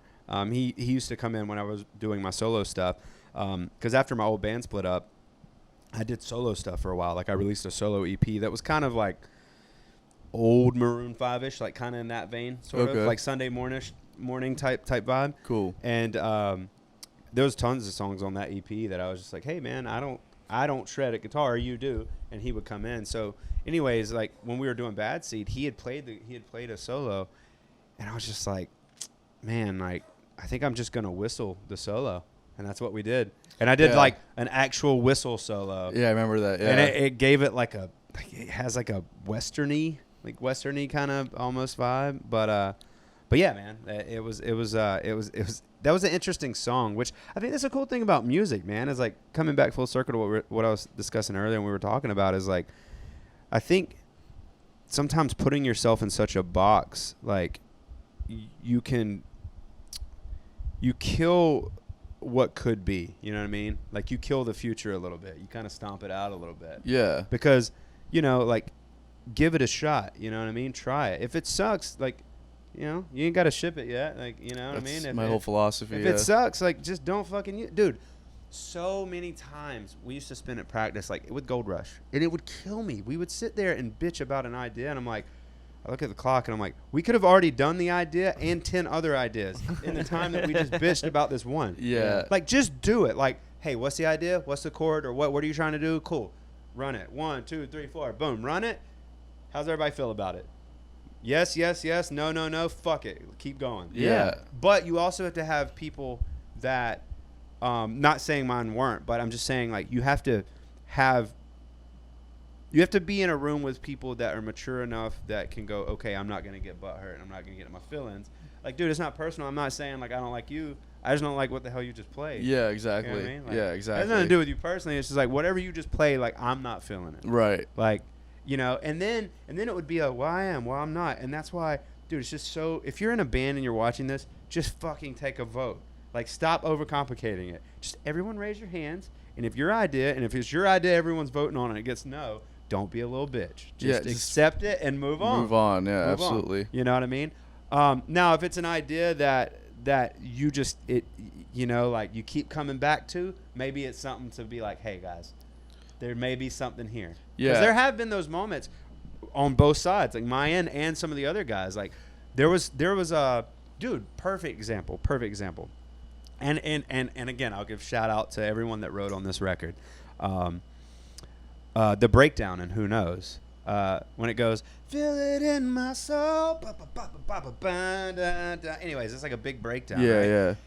And the timing of when the notes change, it was very like, I don't even know, man. Like, I suck at knowing a lot of bands, full disclosure too, because the time of day that people listen, I'm normally writing, or like that's what I'm thinking. But like that part was very like, maybe I'm wrong here, but I feel like to me it was like Pearl Jam-ish. Yeah, I can see that. Yeah. And I don't not like Pearl Jam. I couldn't tell you one like Pearl Jam song. Like I probably don't know half the songs you guys know, because I just didn't grow up listening to half of that stuff. I grew up listening to like rap and hip hop and stuff, which is so weird that I wound up where I'm at now. But yeah, like we did that part, and dude, I just could not wrap my head around it. I was like, I don't like it wasn't starting where I wanted it to start, and I just couldn't. I was like, the note shouldn't change there, and that was one of the moments that I had to humble myself and go, okay, you guys are all incredible musicians. You know what you're doing. And I listened, and once I wrote vocals and once I really like took it in, I was like, that's literally my favorite part of that whole song. That may be one of my favorite parts of the whole record, to be honest. Yeah, I remember that part. Because actually, it's yeah. just aggressive. Like coming from the background I come from, pop punk, we would tour with hardcore bands and stuff. So I'm used to energy. I'm used to stage dives. Like I wanted to go to a genre that doesn't have that energy but still bring that energy. And that's why I sing with like, that's why I try to bring that like punch when I perform, is because it's not that every song, I don't want every song to be, it doesn't have to be a stomp your fist and like fucking rage song, you know, like it's all aggressive. But I want it to move you a little bit. Yeah, totally. I never want to be background noise. Totally. You know what I mean? Like that shit kills me, dude. Like if we're playing and like I look out and we've all had those moments and you see someone just on their phone or something, I'm like, you son of a Yeah, bitch. totally. That's when I'm going to hit my biggest run that I can pop. Biggest note. Like I may blow my voice out just trying to get that one. I'm like, I'm going to do something to where at least you're going to hear me. You may hate it, but you're at least going to look up. Oh, yeah. I say that shit all the time, man. I'd rather people hate me than be indifferent about it. You know what I mean? Dude, I started saying this. This is a good one. Try this. When you see someone on their phone, like if they're not paying attention, be like, hey, bud, since you're already on your phone, why don't you go ahead and follow us, man, at Side Hustle. Yeah. Go ahead, give us a follow. Yeah. You know? Like, fuck, you're already halfway there. Maybe Yeah. they're just texting all their friends to come to the show. Because it's so good. Yeah. This fucking guy with the positive outlook making me feel like shit. No. I just always have to tell that Hey, to myself. maybe you know they're what I mean? texting Yeah. their grandma. They love them. Yeah. Thanks, Yeah. man. Now I feel shitty. Yeah. Maybe they're on Venmo giving me their paycheck. You know what I Yeah. mean? They could Fucking be. Billy the Squid over here Yeah. coming in with the positive Now vibes. he wants to be Dude, positive, Billy right? The squid, like Billy the Kid. That's fucking amazing. How did I not think of that already? go. That's like, okay, Yeah. great. I didn't even do that on purpose, know, dude. but We're that's throwing these so zingers out here good. unintentionally there. Billy the Squid, dude. Yeah. It's so fucking good. How did I not think about that? Gotta get a cowboy hat for Halloween, man. All right, so I want to kind of bring it back a little bit and Yeah, just talk absolutely. about like where you came from and coming up and all that stuff. So my first introduction to music was my granddad. He just would sit around and he would like make up funny songs, you know what I mean? Which I do now, like off the top of my head, but like he would see like what you were wearing and make a funny song. And that was the first time I ever seen someone like play guitar and stuff. And so instantly, like, it just did something. And then for me, like, growing up, my playing guitar, other than like the first couple chords which he taught me, I really got into like at least playing guitar side of it. I would listen to something, and if I couldn't find a music video, or even if I could, I would just try to look and go like, okay, second fret, index finger. Yeah. This is what he's doing with his hand. And then I would go, holy shit, I did the chord. I don't know what the chord's called, but I did what he did. Yeah. So weird. Yeah, right? But you didn't, no offense, but you didn't just go to the next step, which was like, that's what that chord is, and then like write it out for a second? I did eventually once Oh. YouTube and shit came around. Okay. But even still, like, a lot of my playing I do when I'm trying to write a song. So I just figure out what goes with my voice. Yeah. But I never go, like, I never know how, like, okay, unless I'm like with a guitar friend and I'll be like, what is this guitar chord? And they'll tell me. Yeah. But like otherwise, I'm like, well, I don't even know what I would Google right now to figure this out. And in the moment, I'm so focused on writing the song, like, I just don't think to do that. I'm just like, whatever, fuck it. I figured it out. This is the chord. But yeah, I mean, over the time, like, you learn covers, like, you just start learning chords because it just tells me what the chords are, you know what I mean? Right. But yeah, so that's how I started. And then I really got into hip hop. Like, again, I was writing poetry, didn't know what it was, got introduced to, like, I was a huge Tupac fan. So shout out to y'all's up here. You guys can't see it on screen, but there's a picture of Biggie and Pac. We've talked about this a lot in the podcast. Yeah. I'm This a is huge Tupac this fan. is- yeah. Billy's never heard a Tupac song in his life. I don't even know why it's up on his wall. That is not true. I just don't know any Okay, Tupac. okay, hold on. What's your favorite Tupac song? What's my favorite Tupac song? Oh man, that's a good one. I would have to say probably. Man, Or even if you hum the melody, I may know the name of it. no. I just, there's like a bunch of songs running through my head right now, so I'm just trying to like pick one. I really like "Hell for a Hustler." I think. Which man, you may have stumped me.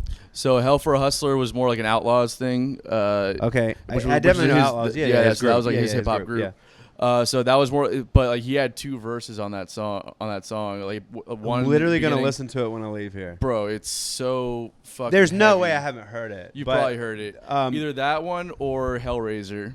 Okay, I'm gonna listen to both of those. Man, Those are my two favorite too. I fucked up. I'm like, I'm never a heard those Tupac songs. fan, and I'm like, shit, you picked the two songs. Oh, bro, I that- went fucking deep when I was in high school. I went deep into Tupac. watched, that was like, my shit. Did Yeah, you me ever get too. into the 7 Day Conspiracy with him? Oh Right? yeah, yeah, right. You have yeah, to. Yeah. And then there's I had a book. I still have it at home. The Rose That Grew from Concrete. Oh, I love. That's another good song, His- bro. Yeah, but the book he released the Mama's book. Little It was Girl, like the poetry book. And Yeah. it was awesome. But my favorite is Better Days. Better. That's a good one. Yeah. Yeah, for sure. I just really like this picture because it's a picture of two friends. Yeah. yeah. And then Once anyways, upon a time. Yeah, Once upon a time. That's Yeah. a whole. Well, skill right this there. whole room and this podcast is all about hanging out, and so they're just hanging out. Yeah. With us, so Yeah, that's why I right. like it. Mom- It was a gift from my friend. They did it. They both did a freestyle before for- that. I don't even know where that was or when they were taking it or anything like that. But I love that picture. There's a video Yeah. where they both were like freestyling and stuff. I just think it's a good picture. Speaking of the rose that grew from the concrete, Mama's just a little girl as well, which is like one of my favorite Tupac songs. It's like he has like that whole little interlude that he does Dude. about that, and it's just like He the perspective that he just puts on the whole thing. You're just like, God damn, man. dude, honestly, man, growing up, there was like there was just some shit that I seen that probably shouldn't have had to see growing up. Like this is out there, this is knowledge, but like my mom was an addict for like some years or whatever when I was a kid, and it was like some crazy shit. And so like I think that's why I gravitated towards people like Tupac and stuff, because it was like someone that I was like, first of all, I feel what the fuck you're saying. Well, in some regards, like some of the shit he talked about, I had no idea. Like I was like, guns and drugs like wasn't my thing. But like the songs like Better Days, like dude, I can't even tell you how many times I just listened to that song like whenever I was down, and it just like brought me up. It was like the one thing I was like fucking cling to that shit. And but he did things with aggressive. And he spoke. That was the difference between him and Biggie. Biggie was definitely more lyrical than Tupac, like without a doubt. Yeah, better. And I think. I don't think so. You don't think so? Oh man. Just don't. So unpopular opinion. Maybe that's one of them. Well, yeah. I mean, I think a lot of people would agree with you that Biggie is more lyrical, but I just don't see it, man. And I've listened to all of the one albums that Biggie had, and yeah, he's got more than one. No, there's a lot of shit that came out after he died where they remixed stuff. It was similar to Tupac as well, where they released a lot of stuff after he died. But the 10 what is it? The 10 Commandments, was that his? Yeah. And like it or doesn't, not 10. Ready to Die. Ready to Die. Sorry, which had that song on there. I just like Biggie was not my just. He's got like his flow is like heavy and like it's like he's got like a good flow. It's and totally different vibes though. Yeah. Like Tupac, there's a lot of lines that he would recycle, like he would use again. He did do that. Yeah. Like elementary, penitentiary, like he rhymed those two words like 10 million times. But the difference is Biggie came from the craft, whereas Tupac came from I'm speaking to you, like in a sense of preacher. like It was more like preachy, it was more of like a the fucking word am I thinking of? Activist. Yeah. It was very like I'm speaking to you, I'm moving you, and he spoke from his gut. Like he came straight from the diaphragm. It was never like da da da da da. It was like, you're gonna hear me, gonna fit. It was like boom. Yeah. Hopefully I didn't blow your microphone. No, it's all right. Yeah. But anyways, yeah. So like, bro, there's just some shit that was I just clung to that, man, as a kid. And then going back to your original question, like that's where I started, right? The singing didn't come about till later. Well, I sang a little bit with acoustic, kind of, but not like, it was more just like me dicking around. Like I didn't really start trying to sing until like I was hanging out. I grew up rapping, and I rapped all the time, like rap. But I was like the poetry rapper. Like my name was the poet. That was what I went by, and I was always the lyrical guy. But I was also the only one in our group that could hold a tune. So it was like, you sing the hook, you sing the hook, and I always sang the hook. I was always the hook, and then like the third verse guy, like always. So, anyways, that's how that started. When I was 19, me and my buddy literally packed up all our like scrap, like we literally went around town like finding, maybe even we stole some shit, I don't even know, but just like scrap metal that we could like load up in my truck that I had at the time, this beat up little Dodge Dakota, and we would take it to the scrap yard, and then we moved to Jacksonville, because in my town we didn't even grow, like we didn't even have like a venue. We had this one place called the Tea Company that like we had for like a little bit, and we had like some hardcore bands actually from here, like from back in the day, had played there. But anyways, like we didn't really have anywhere when I was growing up, so I was like, well, fuck it, I'm gonna try to do music. Like it ain't happening here. So we had some friends in Jacksonville, and that's how I wound up in Jacksonville. And I was we moved to this apartment. My buddy split on me, and I just had this apartment by myself. I was like, shit. Damn. So I ended up getting a guy that used to live here in Jax. His name's Brett Packer. He moved in with me, and we were roommates. And he was in, hopefully you guys are still following me, he was in a hardcore band from here back in the day called Set Apart. And some of those members wanted to start a side project pop punk band. Well, I guess was singing in my room. I don't know where the fuck he heard me sing. I guess a room or shower or something. And Brett heard me. So Brett goes back and tells them, like, hey, Dustin sings. Thus, that's how I became a part of my old pop punk band, We Still Dream. Okay. And then that whole thing was born. And 2000, I was 19 or 20. This was back in like 2008. If I could do math properly, I would tell you very quickly, but I can't. So let's not do that. 13 years ago. Yeah, there we go. All right. There we go. Sharp. Just a squid. Billy the Squid, everybody. Just a squid, dude. Yeah. So So fucking good, dude. I'm gonna PRD. Or What? Billy the Squid. Or Billy the PRD. Squid. Yeah. Oh, I was like, what's PRD? I Yeah. don't remember Puppy Ragged. Not behind the scene. Not. It doesn't stand for behind the scenes. It stands for Billy the Squid. BTS, dude. Oh, my God. wow. This fucking hits on That's different so levels right now. great. There we go. Right. BTS. So that's it. Hashtag. So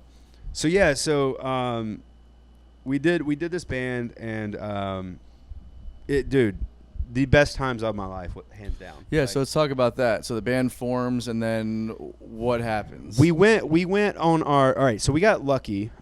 We went on a tour with these are a bunch of old hardcore bands that were big at the time. Red Baron, Call to Preserve, Thick as Blood. We did a couple dates with them. These were all bands that were like back at that time were like big and hardcore, you know. And it was weird because here we are like pop punk bands, you know, and I'm trying to sing all pretty over fucking fast music and shit. And but it was cool. Like we got, you know, we had a lot of friends in that community. I was always the outcast because I was just like the weird Georgia kid that like didn't come from the hardcore world. It wasn't like I didn't know my roots. I just was like, I'm just doing this shit because it's fun and it's with my friends. And Yeah. I just want to play music. I think music's cool, you know. So we toured. Our first tour was like 3 weeks. We made it out to like Arizona or Albuquerque, and we made our way back. I think throughout our time of being in a band, we did 15 tours in U.S. and then we did a U.K. tour. Fuck yeah. Whoa. Yeah. Cool, man. So we did. That was kind of our. I think the longest tour we did was 5 weeks, 6 weeks. Hell We were yeah. going for a while. Man, and it was nothing glamorous, man. It was like we had a 15-passenger van, and we ate fucking Taco Bell and McDonald's every day, Yep. and slept in a lot of gas station parking or Walmart parking lots. I meant to say ate at a lot of just too many gas stations. Yeah.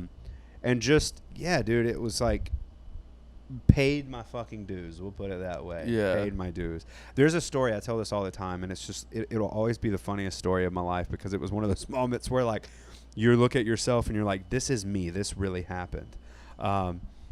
We had played a show in Pensacola, and it was so hot. It was a summer tour. None of us had showered in probably 3 days. Like we're all just gross and grimy. Right? It was just awful. Well, our bass player liked to sleep with his hand in his pants and in his boxers, Why? and he snored. Why? So you can just imagine all of the smells that were happening the at hell? the time, right? It was rough. Yeah. Well, the thing that sucks about being in a band, especially when you're on tour, is unless someone else in your band is a vocalist, no one understands being a vocalist. Like, if we don't get adequate sleep, our instrument doesn't just magically work. For sure. Like, and if our instrument breaks, we can't just go and buy new strings. It doesn't work like that. It's Right. like, nah, shit's broke, dog. Like, It's not working. It's not working. Like, Yeah. I can't do this right now. So, and people, it's like insane trying to explain that to people. So, anyways, we played and we were like, well, fuck, man. And so we drove. We couldn't find anywhere to crash. Normally on stage, like, anybody got a place we can crash tonight?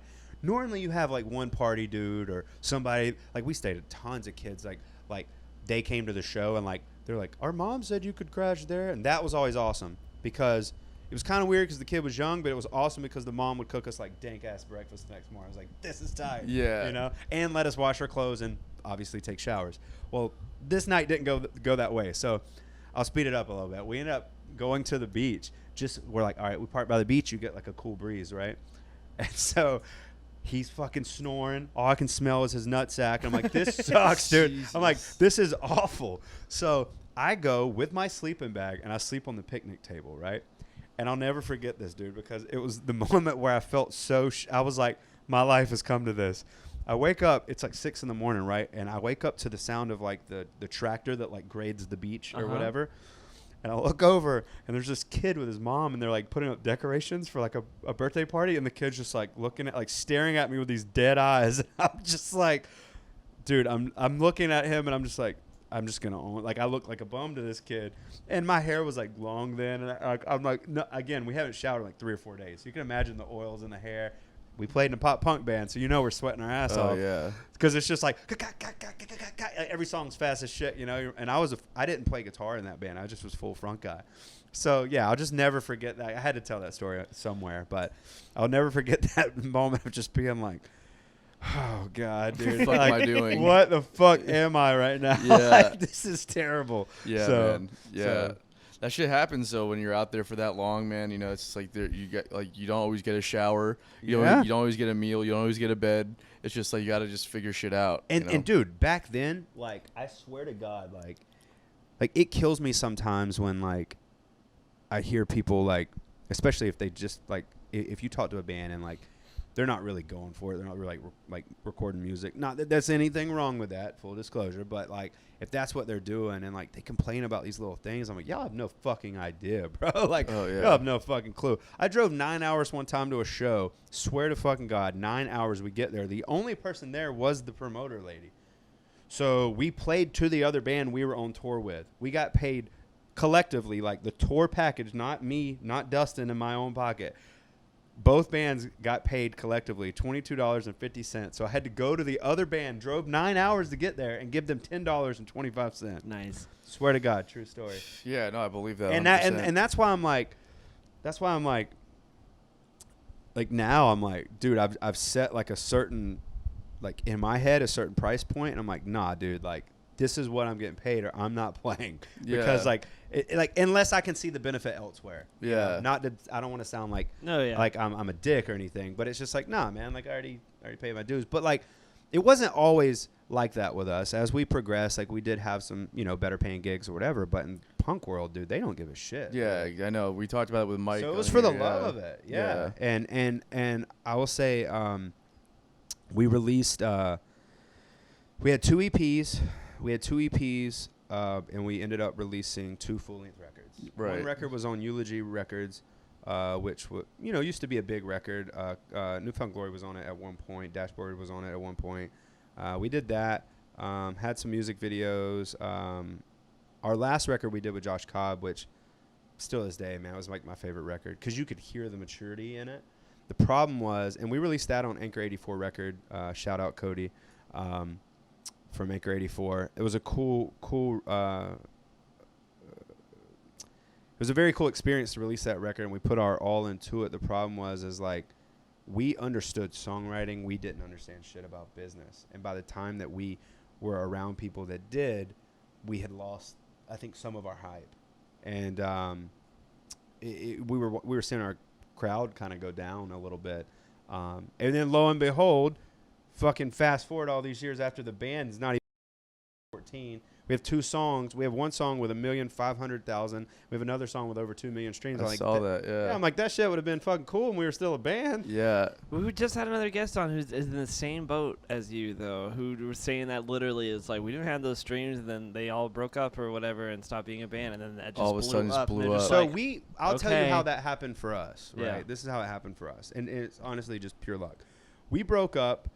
A band that we used to tour with, they got back together. They're still a band to this day, Heart to Heart. When we broke up, Heart to Heart was going through some weird like member transitions, and they were in need of just the same amount of members that my band, like we had broken up. So 3 of my members, Mike Davis, again, rest in peace, love you, dog.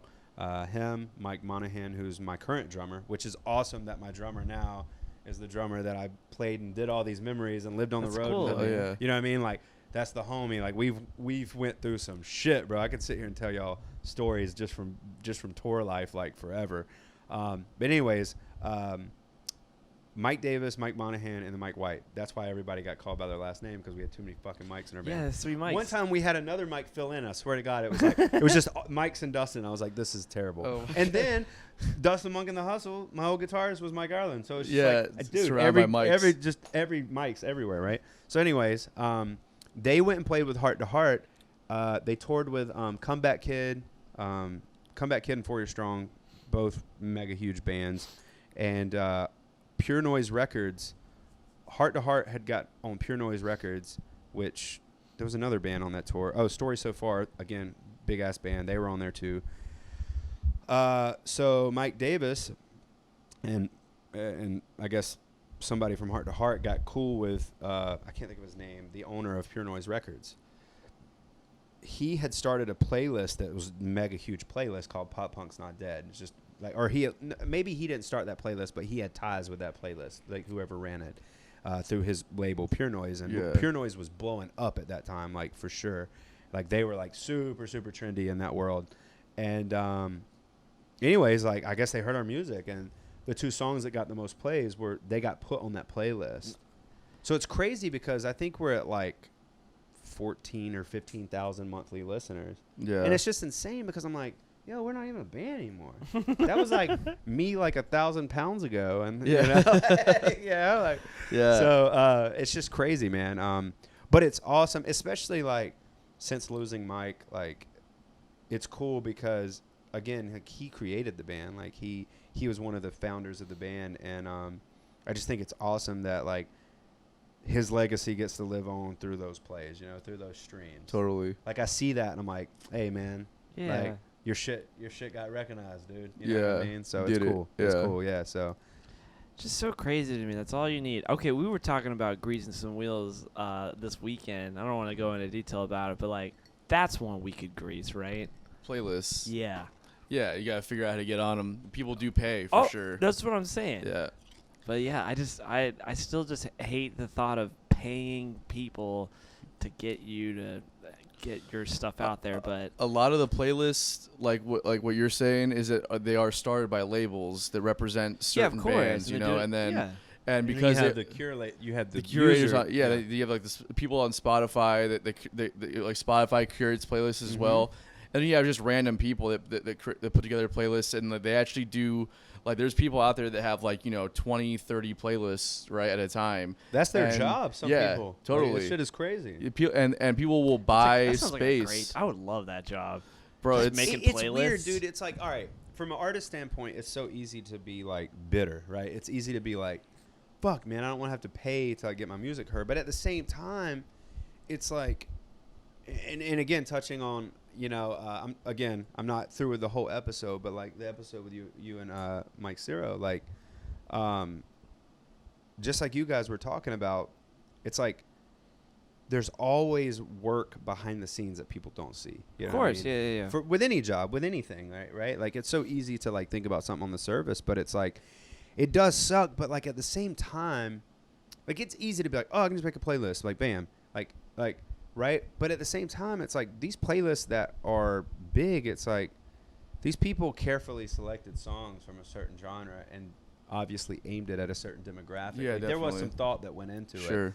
Especially if the playlist gets up to like 200,000 monthly listeners, like you did some shit right, dude. Yeah, you know what I mean? Like totally. you made some calls that like pay it off. And you they're know? putting money behind it too, Yeah. which definitely helps. Oh yeah, yeah. You for know, sure. Spotify is all about like literally how much money you can spend on the platform to try and get. How much money can you give them and them not give you? Exactly. That's literally what it is for musicians, man. It's fucking wild. I mean, it's such a Spotify is such a grind that I'm trying to figure out. Dude, how like it's insane that music is one of those things like you have. First of all, you have to look. You don't have to, but like it helps to look larger than life, right? Sometimes with music, right? Oh, totally. But then at the same time, because that's part of the brand, that's part of the image, especially if you're a rock and roll band, 100%, right? Because that's like the whole rock star thing. But it's crazy because it's like, man, musicians, it's like being a musician, it's like the one industry that's like never fucking pays half the time, or it's like everyone's like doesn't want to pay, but then all the music equipment is expensive. Yeah. So it's like it's the weirdest like mind, it's like what? It's all It has a big payout if you make it. That's if the you end make That's of it. if That's becomes- the goal. Yeah, Yeah. you know. That's the goal, dude. Or if you because it's like it's also the like an industry that requires every participant to be equally as hardworking, and somehow it has the laziest motherfuckers in the like pursuing it. You know what I mean? It's like way off that. Jeez. I'm just saying it's if you think about just what it means to be an artist or a musician or a booking agent or a manager or a label rep or the owner of a record label and a production person, like all the moving parts that come into this whole thing, marketing, PR, like you literally have to grind so hard at every single aspect dude. of this thing, And always be grinding just to stay relevant and make your money, and somehow it's full of people that are just like not hardworking and just don't care about anything, right? Well, to touch on what you said, not just stay relevant and make money, but realize that you're gonna have to stay relevant a lot of the times and not make any money. Right. And that's even harder to sell people on. It's like everybody wants to dream, man. It's easy, like, right? Like yeah, I want to play a fucking stadium. I want to play this. Or I want to play that, right? And it's like that shit's easy to say, right? That shit's easy on paper. It sounds good. But at the end of the day, it's like, do you really want it when it comes time to do the shit that sucks? Yeah. There's a long Dude, fucking road. I posted a post the other day that was like, man, I miss being on tour, right? And Yeah, I remember I saw that. Yeah, and like my grandma had commented on it, and classic grandma. And my nana was saying, like, you need to be close to your family and blah blah blah. And I was like, well, first of all, it's not like I'm saying I want to tour 365 days out of a year. I'm also not saying that it would be like my old tours where I didn't get paid. Like if I tour this time, like we're getting like it'd be like a job. Like I'm traveling just like any other job. You make money, but what's crazy is like I noticed something is like in music when musicians say something like that, that's the first go-to, right? Like you should be with your family. You're not if you're younger, but if you're older and you have a family or anything like that, it's like. Or even if you don't, it's like, well, you should get a real job. And you go down that whole lane, and it sucks because it's like it gets diminished so fucking much. And I'm like, but if I said I was a construction worker and they called me for a big job and I had to leave for a month, everyone would be like, you're doing so great. Yeah. Yeah. You know? Like no one would even question, like it wouldn't even be a conversation. Like we wouldn't even have any dialogue on that. It would just be like, no, good job, man. And that would be it. I think it's more of like the whole fact that all they see is that you're selling yourself. When you're doing a job like a construction where you're not selling, I mean, like you are selling yourself, but you're not doing it for yourself. You're doing it for, the money at the end of it. You're not doing it for glory. Like I built this building. I mean, like maybe you do, but not really. Yeah. But when you're doing it, when you're on tour as yourself, that's what a lot of people look like is like you're just being a conceited, selfish person. Yeah. But the truth of the matter is, it's like it's way fucking harder than just like, well, I'm gonna go install some plumbing at this condo down in the Key West for about a month. Yeah. And it's like, yeah, it's so much harder than just like just do this and you got it because no one's really there to help you. There's no roadmap. Roadmap. Exactly. It's like fucking There's figure no it theory. out. Yeah, there's no theory. Yeah. Boom, zinger. Yeah. It's a business with like the most untangible product. It doesn't make any sense how anybody or why so many people are in it, but everybody's doing it. So fuck because it. so many people. Because there is an aspect like if you're a musician, same way if you're like a politician. You know what I mean? Like there's an aspect of you that's a bit of a narcissist, right? Yeah. Like and you kind of have to be to believe that what you can create, what you're creating is worth somebody spending their time, which is the most invaluable resource on this planet, their time. Like you believe that it's worth them taking it to listen to what you're doing or to go spend money and watch you at a show. You believe that what you're doing is that worth it. So there's an aspect of you that is kind of like that as well. So I get why people have that view, but at the same time, I think that a lot of people that hate on the grind or just don't really see the reason why somebody would want to pursue this is because there's really only like 3 places in the United States that have a music industry. That's New York, LA, and Nashville. Outside of that, there's other places that have like great scenes and like there's cool things going on. Mm-hmm. But think about every other industry in the States, right? And think about the music industry. And just where like the only places that actually exists on a real scale. Yeah. And that's why nobody else gets it anywhere else. Construction is everywhere. Blue collar stuff is everywhere. That's a very good point. Like there's all these other opportunities everywhere. But when it comes to music, and because we're still not fully out of the phase of needing to be on the ground to do this thing, right? Like we're in a transition period where you don't need to be in those places to become successful, but kind of like you still do a little bit. So it's not like you're involved in like this other thing where you can do it remotely and become super successful. Like if you're not in those places, it's just that much harder because you have that much more fighting you when you're on the ground in like cities like this. You know what I mean? Yeah, to get traction. Yeah, that's the hardest thing, man. Is like any bit of success that I've had in any capacity throughout doing music has been a lot of times just through talking to the right person. Yeah. Problem is finding that right person and then In a being place like willing this, to it is, listen yeah. to you know? That's the thing though, right? You go to a music city, like where the industry is at, and literally everybody is that person, right? Well, I think in no way am gonna say am I trying to like shit on Jacksonville by any means, because I love Jacksonville. Jacksonville's awesome. Same, yeah. But a lot of times, man, as thriving of a scene as it is here, there's not as like it is and it isn't at the same exact time. It is depending on what you're trying to do, right? Like if you're trying to be just I play in bars, I make money, and then I maybe play weddings also or do corporate stuff, which we do all those things too. We incorporate, intertwine that with our band or whatever, with like original shows or whatever. But like, if that's all you're shooting for, then sure, Jacksonville's great, You right? can do that But anywhere, yeah. You can do that anywhere. Yeah. But if you're shooting for like original music, it is sometimes hard to catch traction. It's hard to catch traction because there's a lot of times where which I feel like this is getting better lately, especially with Underbelly just opening up, and then you have the Amp and you have Daly's Place. We have these like, obviously have Veterans Memorial Arena, which is huge, but like a lot of times, man, a lot of the big tours, if you look, they skip Jacksonville. Yeah, of course. Shit, Yeah. a lot of them skip Florida altogether. Oh, yeah. They just don't even go to Florida. Yeah. Which and that sucks, but like, dude, I get it sometimes. Like if you go to like a big artist comes to town, right, and you go to their show. If there's like let's just say there's 4,000 people there, right? That seems like a lot. But that same artist, if they play in some of the places you're talking about, it won't be 4. It'll be 10, 15,000. Yeah, exactly. And it's just like, it's hard to get that traction, man. It really is. But and a lot of times, it's really just who you know. It's just like like a big thing with me that I struggle with. Like even you guys, like I see you guys, like y'all play like on some of these festivals, dude. I don't even know that shit's happening until I see y'all's posts. Sometimes I'm like, First of all, I never even heard of the festival, maybe.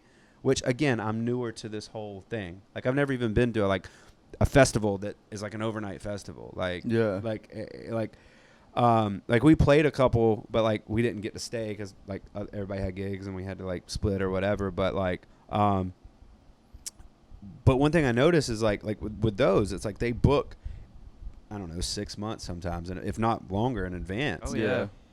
And it's like I'm like, man, how I don't know about it until I see the flyer, and then by the time it happens again next year, I already forgot again. Yeah. I'm like, well, damn it, I forgot.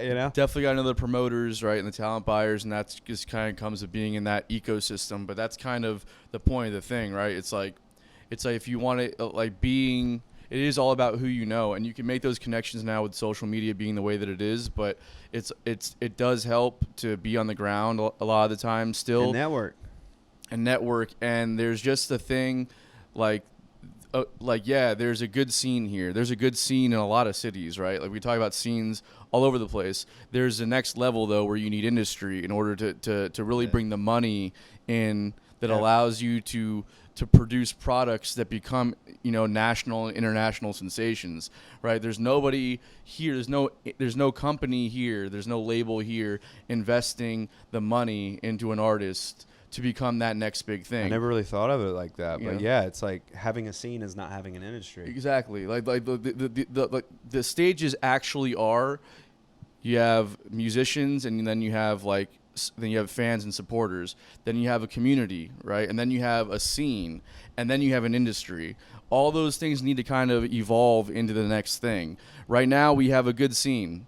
We need that scene to become like a great scene, and then evolve to the point where industry will come and develop people that are here, right? And that's the whole point. That's the whole thing. I think like if we play like role play for a second, and you're a industry Squid. industry squid. Yes. Sorry. If you're an industry person, whatever, you work in the industry, or you're an A&R. That's the word I'm looking for. That's the pro word I was looking for. Yeah. Not industry squid. No. But you were close. You were Thank very you, close. thank you.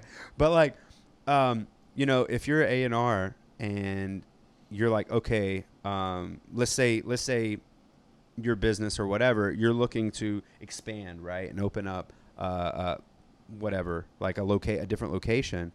Like, really and truthfully, man, it's like I don't and again, like, I'm not trying to hate, but like, I don't think the market of musicians that are trying to reach for the stars is big enough to justify them making this a location. No, of course. Yeah, right? I agree. It's like everybody will agree there's a shit ton of musicians in Jax. Go to any like legit open mic and you will see people melt your face off, right? But it's like, how many people want to elevate it, right? So, and again, by no means am I throwing shade. There is no, like, I think it's awesome, anybody that just picks up their fucking instrument, especially as they get older, and they leave their 9 to 5, or maybe music is their 9 to 5, and they just still love music, and as they get older, they don't let it die. I don't care if you're playing your song or someone else's songs, that's fucking cool. But with that being said, like, there is something to be said for, like, if you're dreaming big and you're trying to maybe play with people that are dreaming here, that gap is it's a problem. Like, totally. I explained it like this one time to someone, right? Another metaphor for you.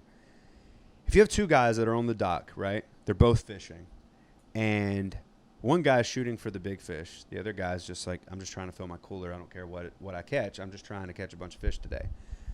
For quite a while, everything's going to be good. They're going to be cool because they're still, like, his cooler's not full yet. He hasn't caught the big fish. They're on the same field for a while, right? And they're both on the same dock, and they're talking, they're having fun, they're shooting the shit. Well, eventually, guy A, who's just trying to fill his cooler gets full. He's like, hey, man, I'm ready to go, bro. The other guy's like, well, I ain't caught my fish yet. And he's like, all right, man, I'll wait a little bit. He waits a little bit. They talk. Eventually, that shit turns to frustration real quick. He's like, bro, I'm trying to fucking go home. Like, like, I already filled my cooler. Like, let's go. And that's when some decisions have to get made. Because it goes, the guy B has to go, okay, well, do I stick it out with A? Or do I go with A and just do what he wants to do? Or do I say, hey, man, this is where we part ways because I'm waiting on that big fish? Yeah, people get so complacent with it. Well, hang on. Before we continue, I just want to say I really appreciate the aquatic analogies. Yeah. I love it, dude. So, I love it. Yeah. I'm sorry, I had my eyes closed. I was laughing so hard. But I really like that analogy for sure. It's the complacency, or what's the word? Is the complacency when you're okay with just like content. Yeah, you're just like, I got my fish in my cooler. Like, I'm not waiting around for this shit. I'm not gonna fucking go for the big fish. Which there's nothing wrong with that. It's just the guy A. It's different priorities. The guy A typically, a lot of times, looks at guy B like he's fucking crazy. Yeah. Right? And guy B gets viewed as the wild crazy guy because he's dreaming so big. Or guy B's girlfriend looks at him like, what are you doing? Just get all the fish like guy A is. What are you doing? That's more the case. That's or what guy B needs to do is fucking like catch all those little fish and sell them and buy a fucking boat to go out to sea and catch the big fish. Right, there you go. Like because the dream, really, at the end of the day, what the dream is, it's like, yeah, catching the big fish, but you can't sit at the dock waiting for it to come to you, right? You have to get on the fucking boat. Sure, and you got to go out there and get it. Absolutely, that's the grind, right? He just compounded his aquatic analogy to another one. Big fan. Yeah, so that's. Have you ever tasted heaven in a glass? Do you pine for the hoppiest brews and palest ales? Do you like food? If so, then Wicked Barley is the oasis that your mouth has been wishing for, walking into the complete barren wasteland that is your life. Wicked Barley is located in Jacksonville, Florida, nestled on the banks of Goodpeace Creek. Wicked Barley aims to provide its guests with a wicked experience, offering over 18 house-brewed beers, ciders, and meads on tap. They also have an expansive gastropub-style food menu, including burgers, salads, sandwiches, and more. Whether you are a newcomer or a craft beer connoisseur, there's a little something for everyone at Wicked Barley. Visit them at 4100 Bay Meadows Drive and tell them Bottom of the Bill sent you. I think that there's a lot of so that's what I mean by growing the scene. If you grow and like that, part of the reason why we're doing this podcast for is to like show people that there's a thing here where people are trying to create and get to that next level and do the thing, because we want to bring awareness to scenes like this so we can help to grow the scene. So ultimately, people will be like, oh, there's something happening here. Yeah. Let's create the industry now, which has been growing in the past few years. Like honestly, like Dustin Monk and the Hustle. It's weird to say my name like that, but anyways, my band, whatever. When we started, I want to say it was 18, 2020. I want to say it was 2000, early 2019, 20, Mhm. 21, 22. Yeah, I think early 2019 is when we started. Like you weren't seeing a lot, at least in this genre, like indie, pop, punk, hardcore, metal. Like original music was always being heard from that genre, those genres. Like it just never quit, right? But like I wasn't hearing like original music from like a lot of bands, you know, and like it was just like covers, right? Which again, nothing wrong with that. We play covers all the fucking time. We just did it the other day. But like, but what happened was like, I was like, fuck, man. Like, I would see these bands. I'm like, you guys killing it. Like, I just want to hear what y'all actually. I just want to hear y'all put something together. Just try. Like, see, just like, even if it's like a single, like just put one out, just so I can like put it on YouTube, put it on fucking Bandcamp, but SoundCloud. I don't give a fuck. I just want to hear. Okay, y'all kill it with this. Like, I want to hear what you can play. You know, like when you're not playing something else. You know. Yeah. That's why I think it's so cool. Like, you guys released your record, and then you have bands, and I know Mike brought a lot of these bands up. We're friends. We're really good friends with Calford Town and Annie Dukes. Like, those course, are our yeah. homies.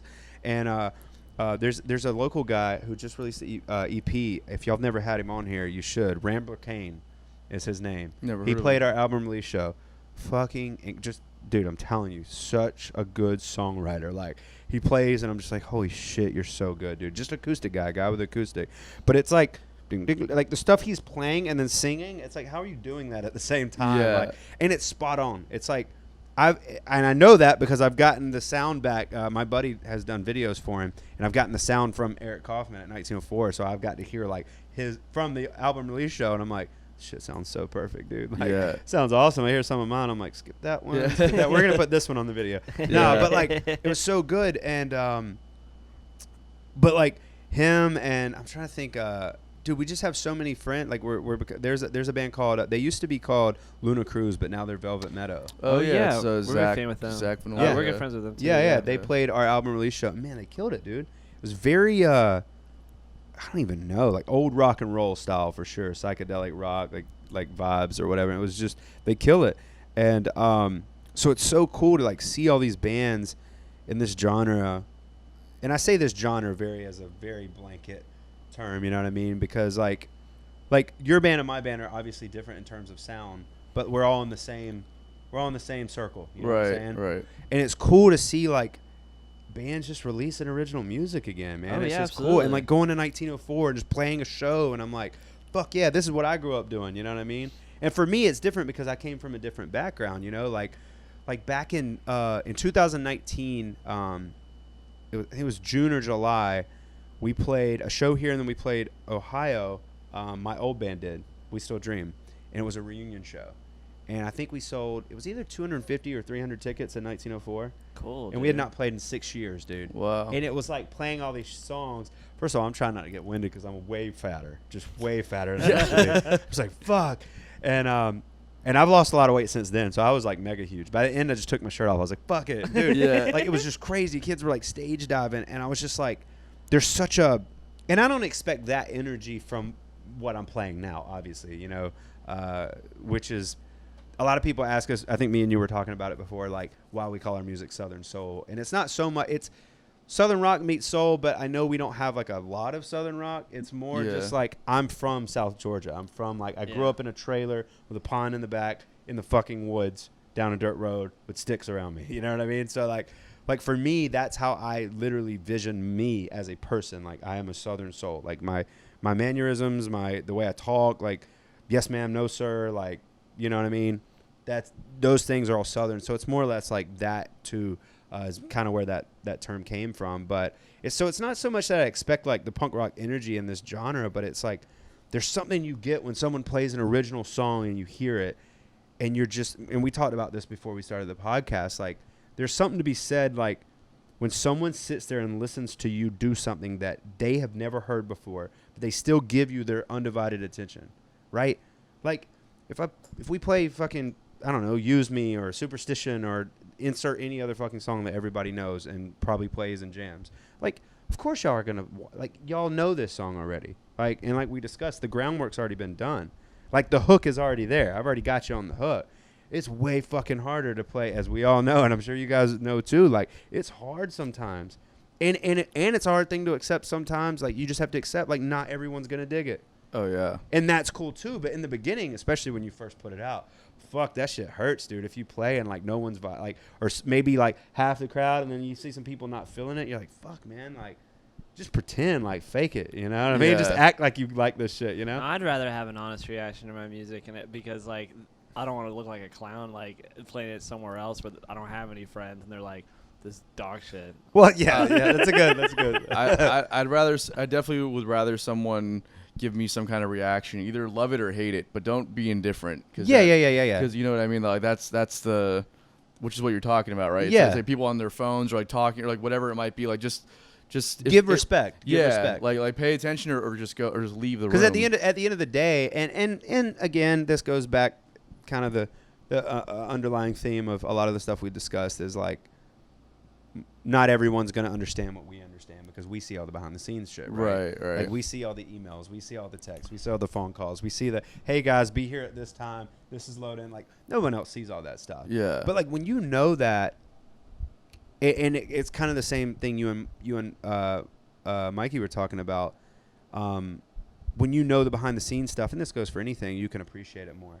And it's like, man, like, to me, like, dude, like, especially back in my pop punk band days, like, we had some people open for us that were Amazing? awful. Oh. Right? that were rough. But I always gave respect. You know what I'm saying? I don't care how bad they were. Like, Yeah. like, I get pissed if I'm at a show and someone's fucking talking. Oh yeah, I don't We like recently, talking. I told you, like, we recently went and seen Chris Stapleton and Marcus King, and like I said, we were right up front, and there was like these girls behind us, and I was like, hey, just know when the music starts, we're in watch mode. Yeah. Right?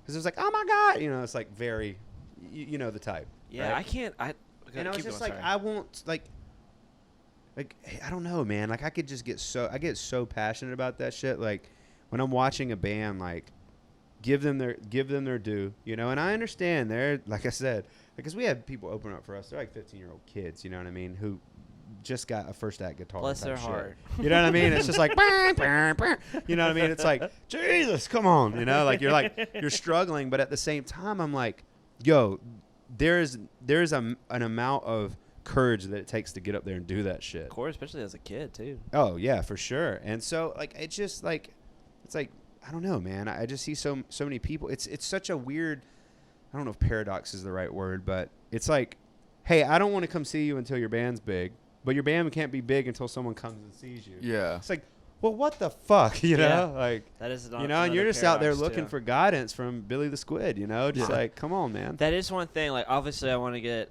big or and famous. That would be amazing, and don't have to pay rent no more. That'd be cool. But I would have a little bit of a just like, God damn it! Like, where were you like 5 fucking years ago? What changed? I wouldn't care at all. Well, no, I'm If just I- like, and- obviously, I'm not gonna say that in the microphone. Like, fuck you. Where were you 5 years ago? But you know what I mean. Oh, you're here Oh, now. I'll That's get all on- that matters. Exactly. I can tell you some stories about that, like, just from It's not my a good look. just from my days when I did some stuff on TV a little bit. Yeah. So let's talk about that. What? He was on The Voice. You were?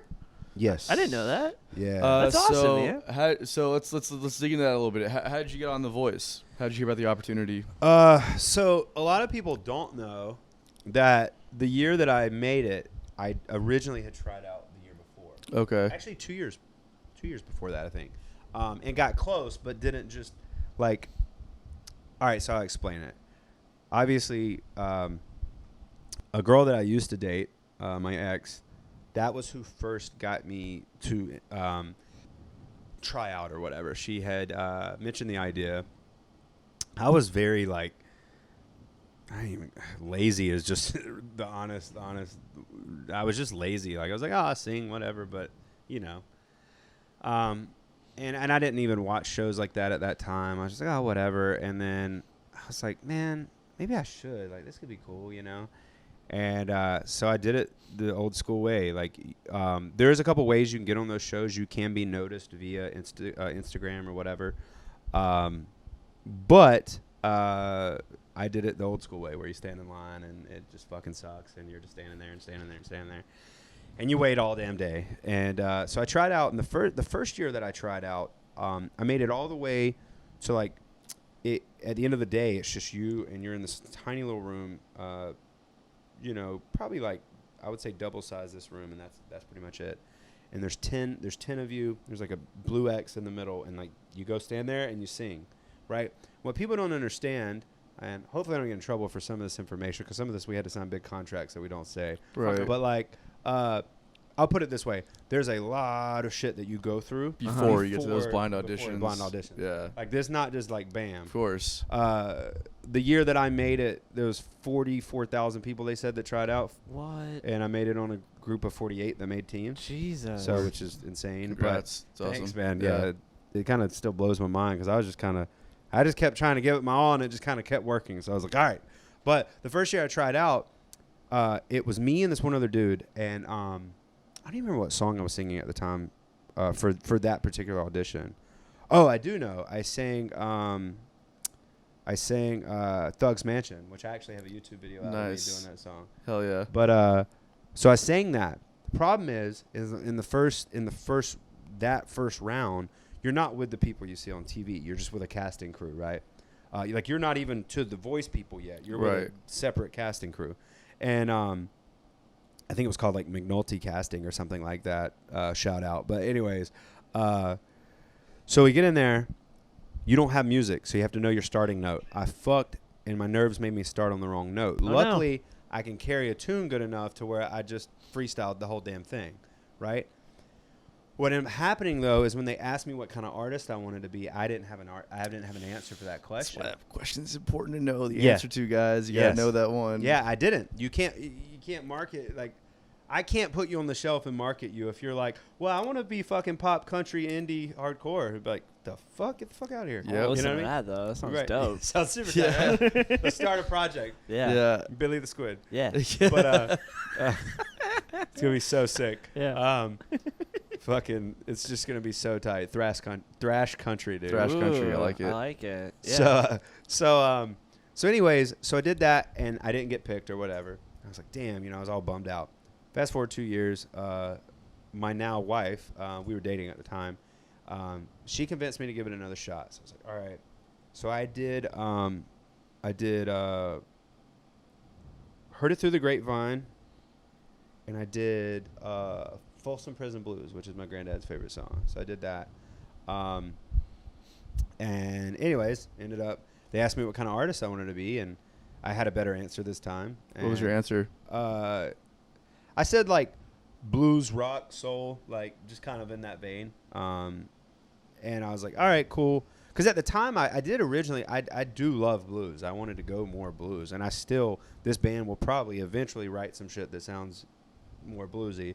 It's just, I only know like 3 blues guitar chords. So I was just like, That's all you need to know. There you go. That's all you need to know. The blues is literally 1, 4, 5. That's all you There gotta you know. So I was just like, all right, well, so I kept advancing and not get too deep in that. But anyways, I kept advancing, and I wound up to the blind audition stage of things.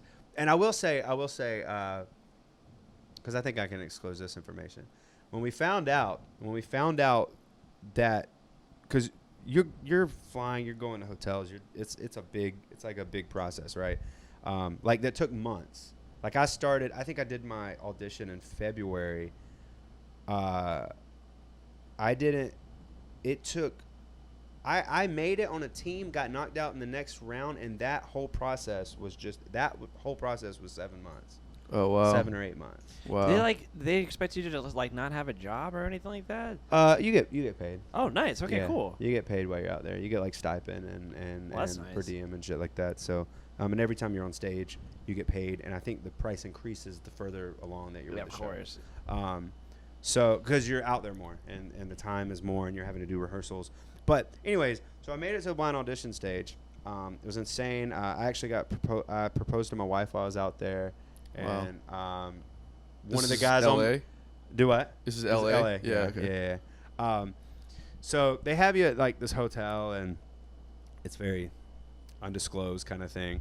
But it was crazy, man, because we get out there and before we got out there for the voice, right? You're still with the casting company, the one I'd mentioned, right? They haven't turned you over to the TV side of things yet, right? They're the ones who do all the vetting or whatever you want to call it, right? And it was funny because the lady comes in and, dude, I think it was down to like 200 of us, right? And every day you get an itinerary, like be here, wardrobe, interview, like it's very crazy. And it was like a team, I guess there's like 2 teams. It's like meet here, right? Meet here, and you have to, I guess you find out the results, kind of thing.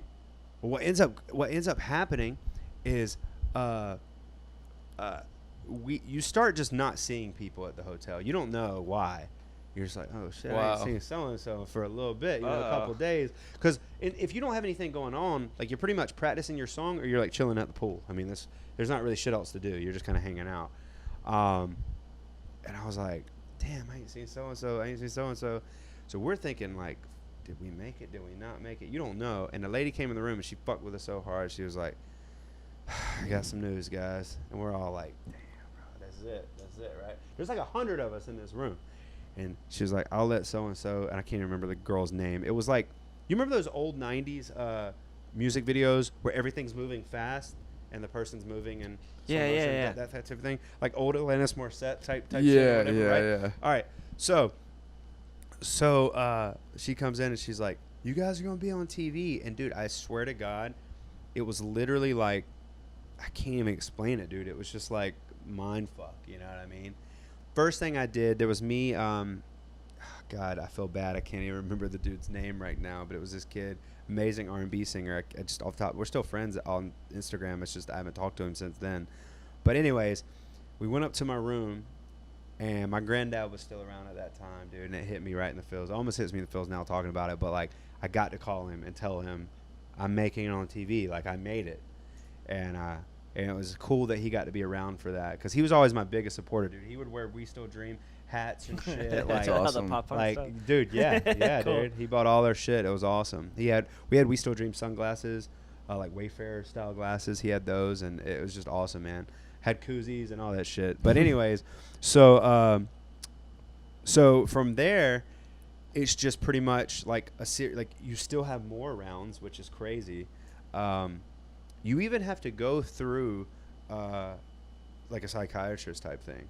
or like, oh wow. Yeah. Basically to make sure if you don't make it on the show, are you like gonna fucking cut everybody's heads off? Yeah. You know what I mean? Yeah, I are can you see gonna that. go That's- nutso and like that's fucking freak out? wild. You know, it was crazy. I almost didn't make it on the show because of that shit. Oh really? Didn't pass the psychiatry exam? Dude, all right. So Or I have almost anxiety. did. I have Sure. anxiety. Yeah. At the time, I was taking anxiety medication, and I go in there, and so you get off the plane, and I hope I don't get in trouble for exposing all this stuff, but you get off the plane, so I'm jet lagged. The first thing they do, like literally plane, luggage, to the hotel, 600 question test. 600. Seems excessive. And they're the weirdest questions, dude. Yeah. I'll tell you a funny story. It's like Blade Runner. And I'm questions. stretching this out, so if I'm long-winded, No if y'all worries. haven't caught on. So if this gets too much, just tell me to speed this shit up. This is interesting. So one of the questions, and it's like a little old lady, dude, who's like over the test, and it's a personality test basically, right? And the lady was like, she was sitting up there, and I raised my hand, and she goes, okay, you know, what do you need? And I was like, everyone laughed at me too, and I'm a jokester anyways, but I really was being serious. I wasn't even trying to be funny. I was like, hey, this question says, have I done anything weird sexually? I was like, what you may think is weird and what I may think is weird, right? So and she just laughed and was like, sweetheart, put the best answer. And I was truthful, but dude, they're weird questions because it's like yes, no, maybe, somewhat, maybe, or some shit. And I'm like some of the questions I was like, I mean, I don't know, like maybe, like how do I answer that? Like, This sounds like Mitch. like we're not going into like I'm a married man, like I ain't trying to get, you know, but I ain't trying to get in trouble or some shit. But like if I've done anything weird sexually, how do I know what you think? You know what I mean? It's like weird questions like that. You know what I mean? So long story short, we do that, and I go in, and the guy's like, seems here seemed a little anxious. And I was like, well, yeah, man, I thought we covered that already. You know, like 600 questions. I already told y'all, because you have to give them all your backstory, your medical history. I mean, it's like a big thing, you know? So weird. And and you can get sued for a lot of money if you disclose a lot of the information. I don't have as much as they would sue me for, so I'm just going to go for it on this podcast. But, Whatever, tell all. So, anyways, so we do that, and the guy, he's talking to me. And he starts saying things like, I'm going to have to get my colleague in here to talk to you and stuff. And I'm like, thinking, ain't this a bitch? I'm about to not make it on the show, and it don't have shit to do with my singing. Yeah. You know what I mean? I'm like, fuck, this sucks. Later, dude, all the stars aligned. I have no idea how this happened. I go, big ass hotel, right? I go in the elevator. Guess who's getting in the elevator with me at the same time? The damn doctor. And he kind of nudges me and goes, don't worry about it, bro. You're good. Nice. I was like, yes. And then from there, man, it's really just grueling, like,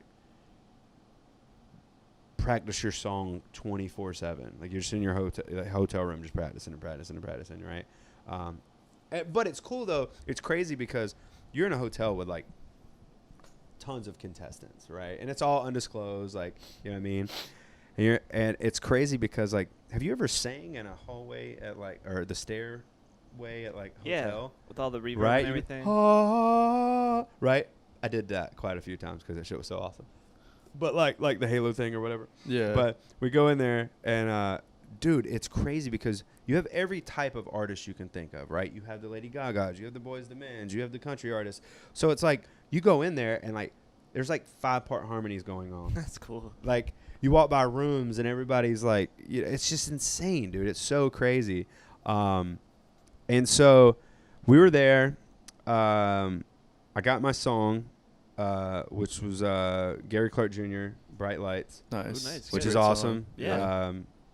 I was listening to the song as I got, I got to sing that song or whatever, and I was like, hell yeah. And so the band there, it's crazy, man, because the band is just so... The best. Jesus, It's my dude. dream job. First be a guitar player in The Voice. That'd be It's fucking dope. insane. So the Yeah. guitar player is Pink's guitar player. Yeah. He was cool. He was just like super rock and roll guy. Like, oh, what's up, guys? And Paul, which I can't think of his last name off the top of my head, he comes in. He's the music director. He's the key player, but he's the band leader. He's very outspoken about. He is the leader. You know, he comes in there and he's been Cher's music director for like 15 years. So this guy like don't fuck around. You know, he comes in there. And the first thing he says is, and there's like 100 of us at this point. I think 96 or 100 contestants at this point. He goes, we just learned 96 songs in a week. You can learn one song. Do not show up in my practice space unprepared or I will send your ass home. I love it. That was exactly what he said. And we were like, okay, cool. Because when you're at that caliber, like when you're at that level, like, dude, you just know, like the amount of people, like, first of all, the hotel knows who you are. No one else can, right? It's like a secret, right? Because it's a show, it can mess with the ratings. So, like, you don't get to tell anybody where you're at. And but it's crazy, dude, because, like, everyone else knows. And, like, you'll get these eyes from, like, employees. It's like, I know who you are. And it's cool, man. It's really weird, though. It's like a weird taste of what that life would actually be like. And some things were cool. Some things were, like, interesting, you know? Because you're in a hotel and, like, if we left, I'd have to, like, call for the drivers. Like, I had to get socks one day, and I had to have a driver drive me to Target to get some socks. No shit. And then sit out in the parking lot and just wait. She sucked, though. She was an asshole. She did. She didn't want to talk, so every time she would drive us, she hated her job, I guess, as a driver. I would be like, so what's your name? Where are you from? Wow, I bet you like that. Is that crazy? The whole time I would talk her ear off on purpose, and she just hated my guts. And it was fucking hilarious. I was like, fuck this, man. I'm going to have fun with this shit. Like, that's a once-in-a-lifetime thing, you know? Yeah. I'm like, that sucks. You have to be my driver, but you're not going to kill my mood. Fuck this. So anyways, we did the rehearsal, went into the rehearsal, which, first of all, let me just explain. When you walk into a rehearsal with these caliber of musicians, it's very like your heart's just like boom, boom, boom, boom, boom. Yeah, it's boom, intimidating. Boom. Oh, it is, dude, because they're not going to fuck up. Like 100%. If anyone fucks up, it's you. Like, it's not going to be them, right? And this guy, like his drum set, he's got like dude, it's so perfect. Like they have to like wax it and wipe it down before you even go in or some shit because it's insane. And he does the classic double pedal, not a double pedal, but like 2 fucking bass drums. You know, like that's awesome. Super classic. Yeah, it's a huge on the big riser and everything. You walk in and they're like, "All right, you ready to go?" And so we did the rehearsal, and I felt like I could have did better. And it's hard, man, because and you know this being a vocal. Do you sing as well? I do harmonies, and I sing on my own, but nobody should have to hear that. So, well, either way, if you sing, you're for and you. Yeah, I can sing. especially I can sing. I was messing around. You know, like that. If you're nervous, your voice goes. Oh yeah. And it squeezes, right? Oh yeah. And you lose your voice quicker because your nerves are fucking with you. Yep. Right? So it's hard not to do that on that show. You're not breathing correctly either. Yeah. It's a whole thing. Yeah. So, anyways, and I'll speed this up a little bit. We did that. Rehearse for my trusty sidekick, my roommate Tom Rhodes. If you've never heard his music, check it out. He's incredible. He's written tons of songs now that have been like all over like TV shows and shit, which is awesome. Awesome. But he was my roommate, and we would just practice, and he would help me, and he would give me like critiques. And then the big day came, and it was just crazy, man, because like you get to bring your friends and family out there.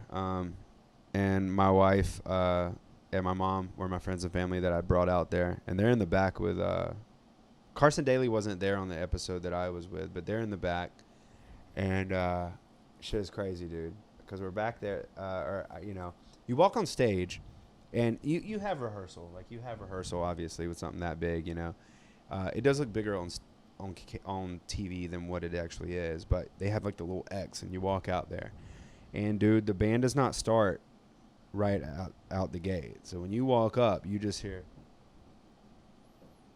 and dude, it is fucking scary. And there is a crowd. Yeah, the crowd is the first round I did, the crowd was 500. The second round was 600. So it's not an insane crowd, but it's definitely big enough to where, especially with something like that, and you can see the chairs, right? But the way those chairs are designed, you know who's sitting in them, obviously, but you can't see their feet. You're just like, holy shit, man. And the year I was on, it was Blake, it was Adam, it was Gwen Stefani, and Pharrell. You get up there and the band starts, dude, and you're just like, this is it. And you've already had tons of rehearsals, like, leading up to this point. You have an actual vocal coach, which is not, you get signed to two. At first, I had a vocal coach, gosh, I'm spacing here. Trelawney is the second one. I think she may still be the Trelawney Rose, I believe is the last name. She's the vocal coach for The Voice. But there was another lady who was my vocal coach up until after my blind audition. If you make a team, you go to someone else, right? You get like passed around. And she was the vocal coach for American Idol for years, dude. Oh, nice. Yeah.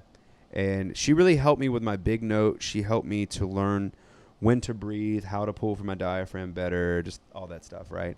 And then years after being in a pop punk band where everything is singing way up here, and then I had someone like that help me just a little bit. Other than like maybe, let's say 4 lessons ever from that, that's the only time I've ever had vocal coaching. I taught myself everything, and I learned power through pop punk because you have to sing powerful. Yeah. And then you intertwine that with my hip hop elements, where my roots and soul, that's where my sound comes from. And then the southern twang just comes from the fact that I'm just from Georgia. Yeah. So, or South Georgia.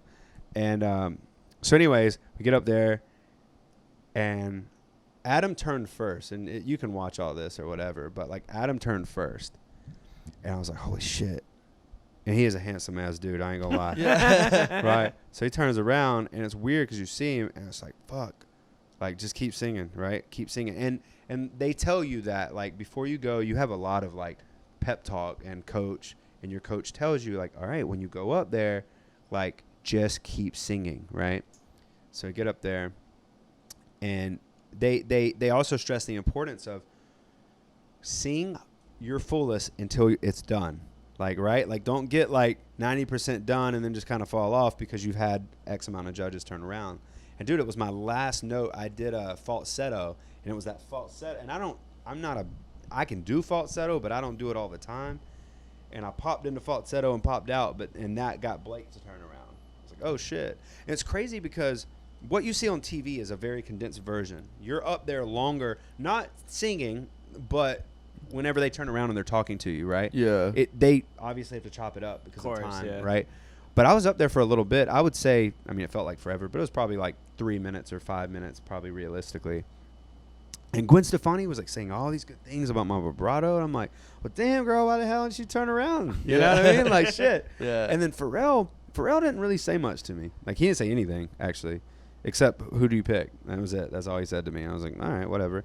I had went in there thinking I was going to pick Blake because I'm from Georgia, and even though he does a way different kind of country than I like, to be honest, I'm not really into the pop country thing. I like the melodies, but that's about it.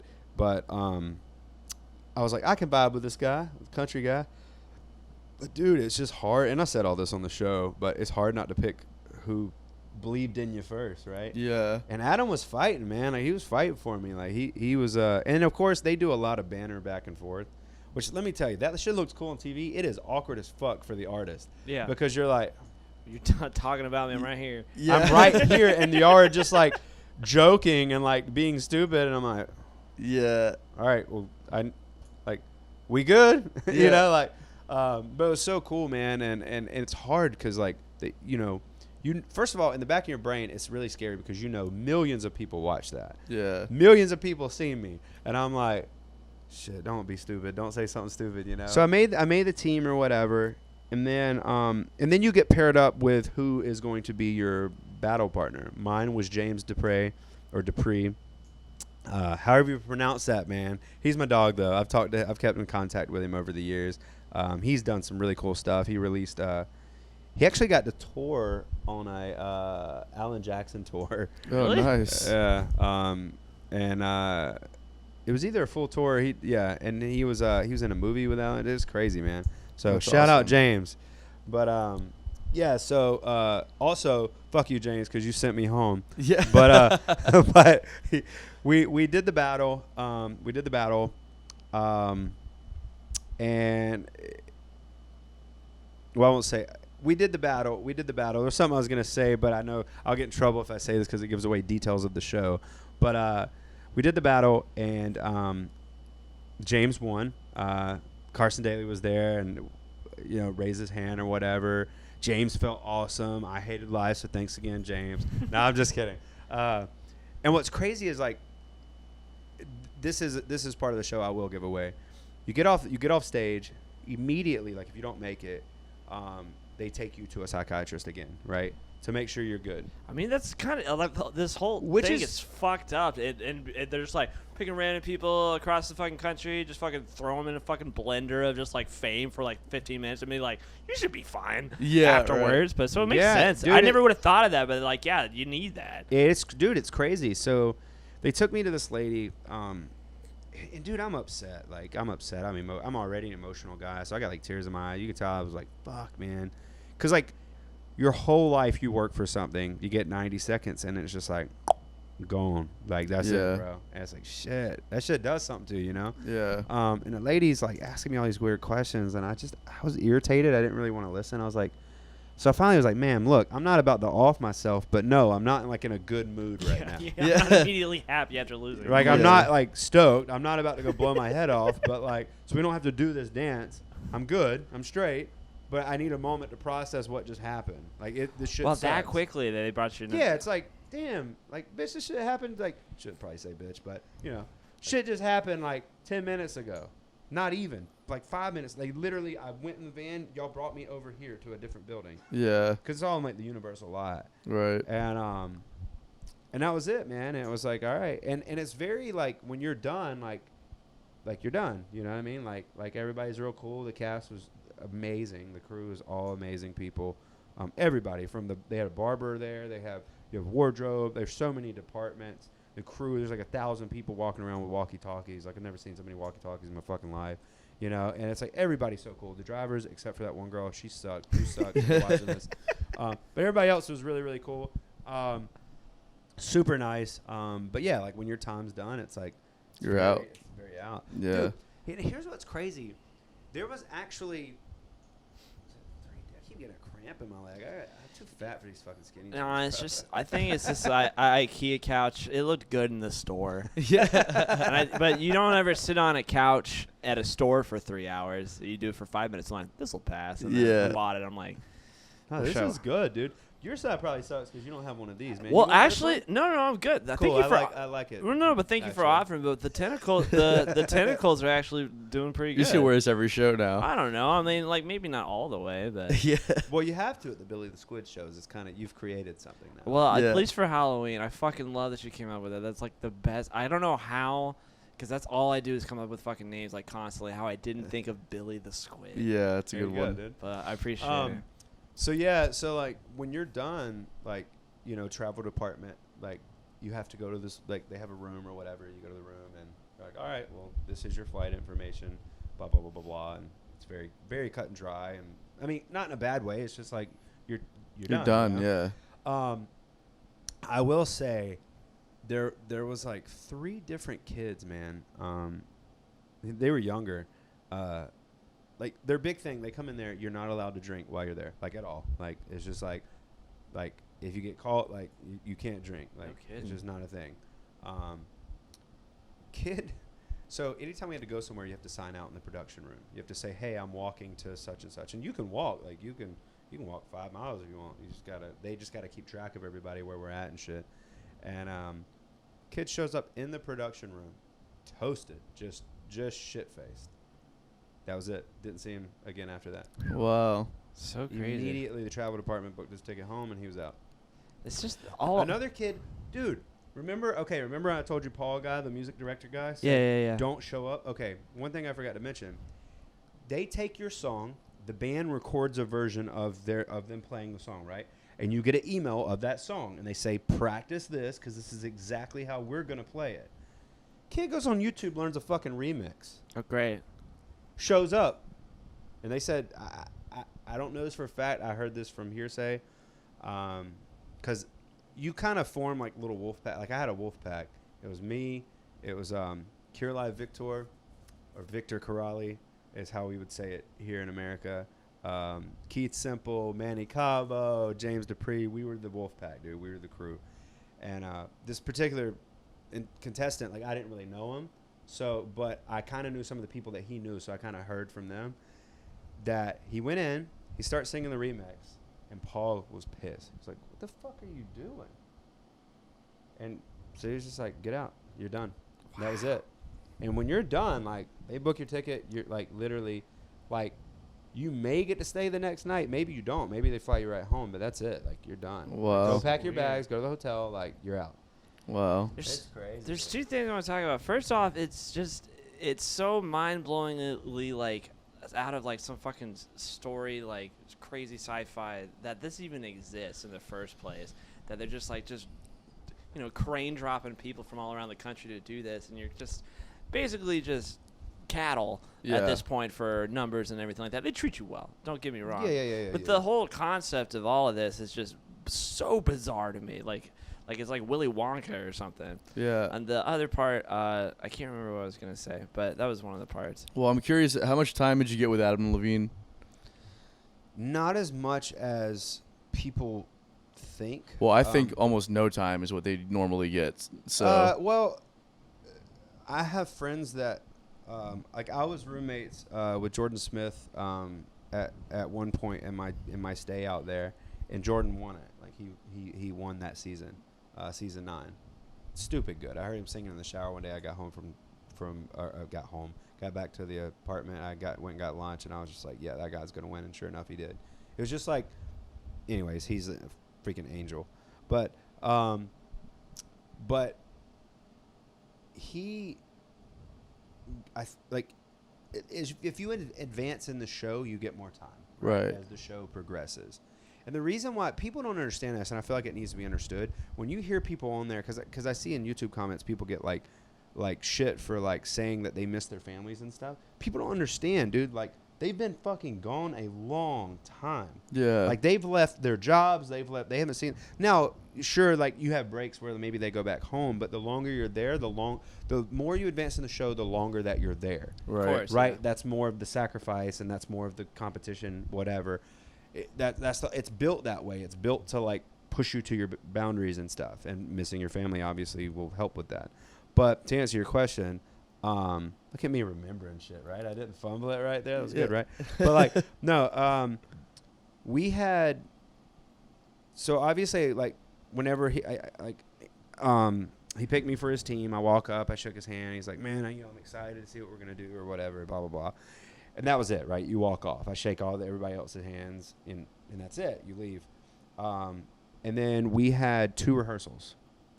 Once I made a team and I got paired up with James Dupree, our song was "Fortunate Son," Nice. and my mentor was John Fogerty. So I just got to kick it with John Fogerty. That's No fucking big deal. amazing. Right? Oh my god. Which was crazy. I'm gonna be honest. It's gonna be crazy that I'm admitting this. I had no idea who he was. You know who John Fogerty I was? did know who he was, but I didn't know that I knew who he was. Oh, okay. And then I pulled him up. I was like, "That's this guy? Like that's who I'm." Yeah. You know what I mean? He sang the song. Like Yeah. this is this guy, right? Oh man. So it's crazy, man. Like it would blow people's mind. And I don't try to hide it. Like I'm an open book type guy. Like I don't know a lot of artists.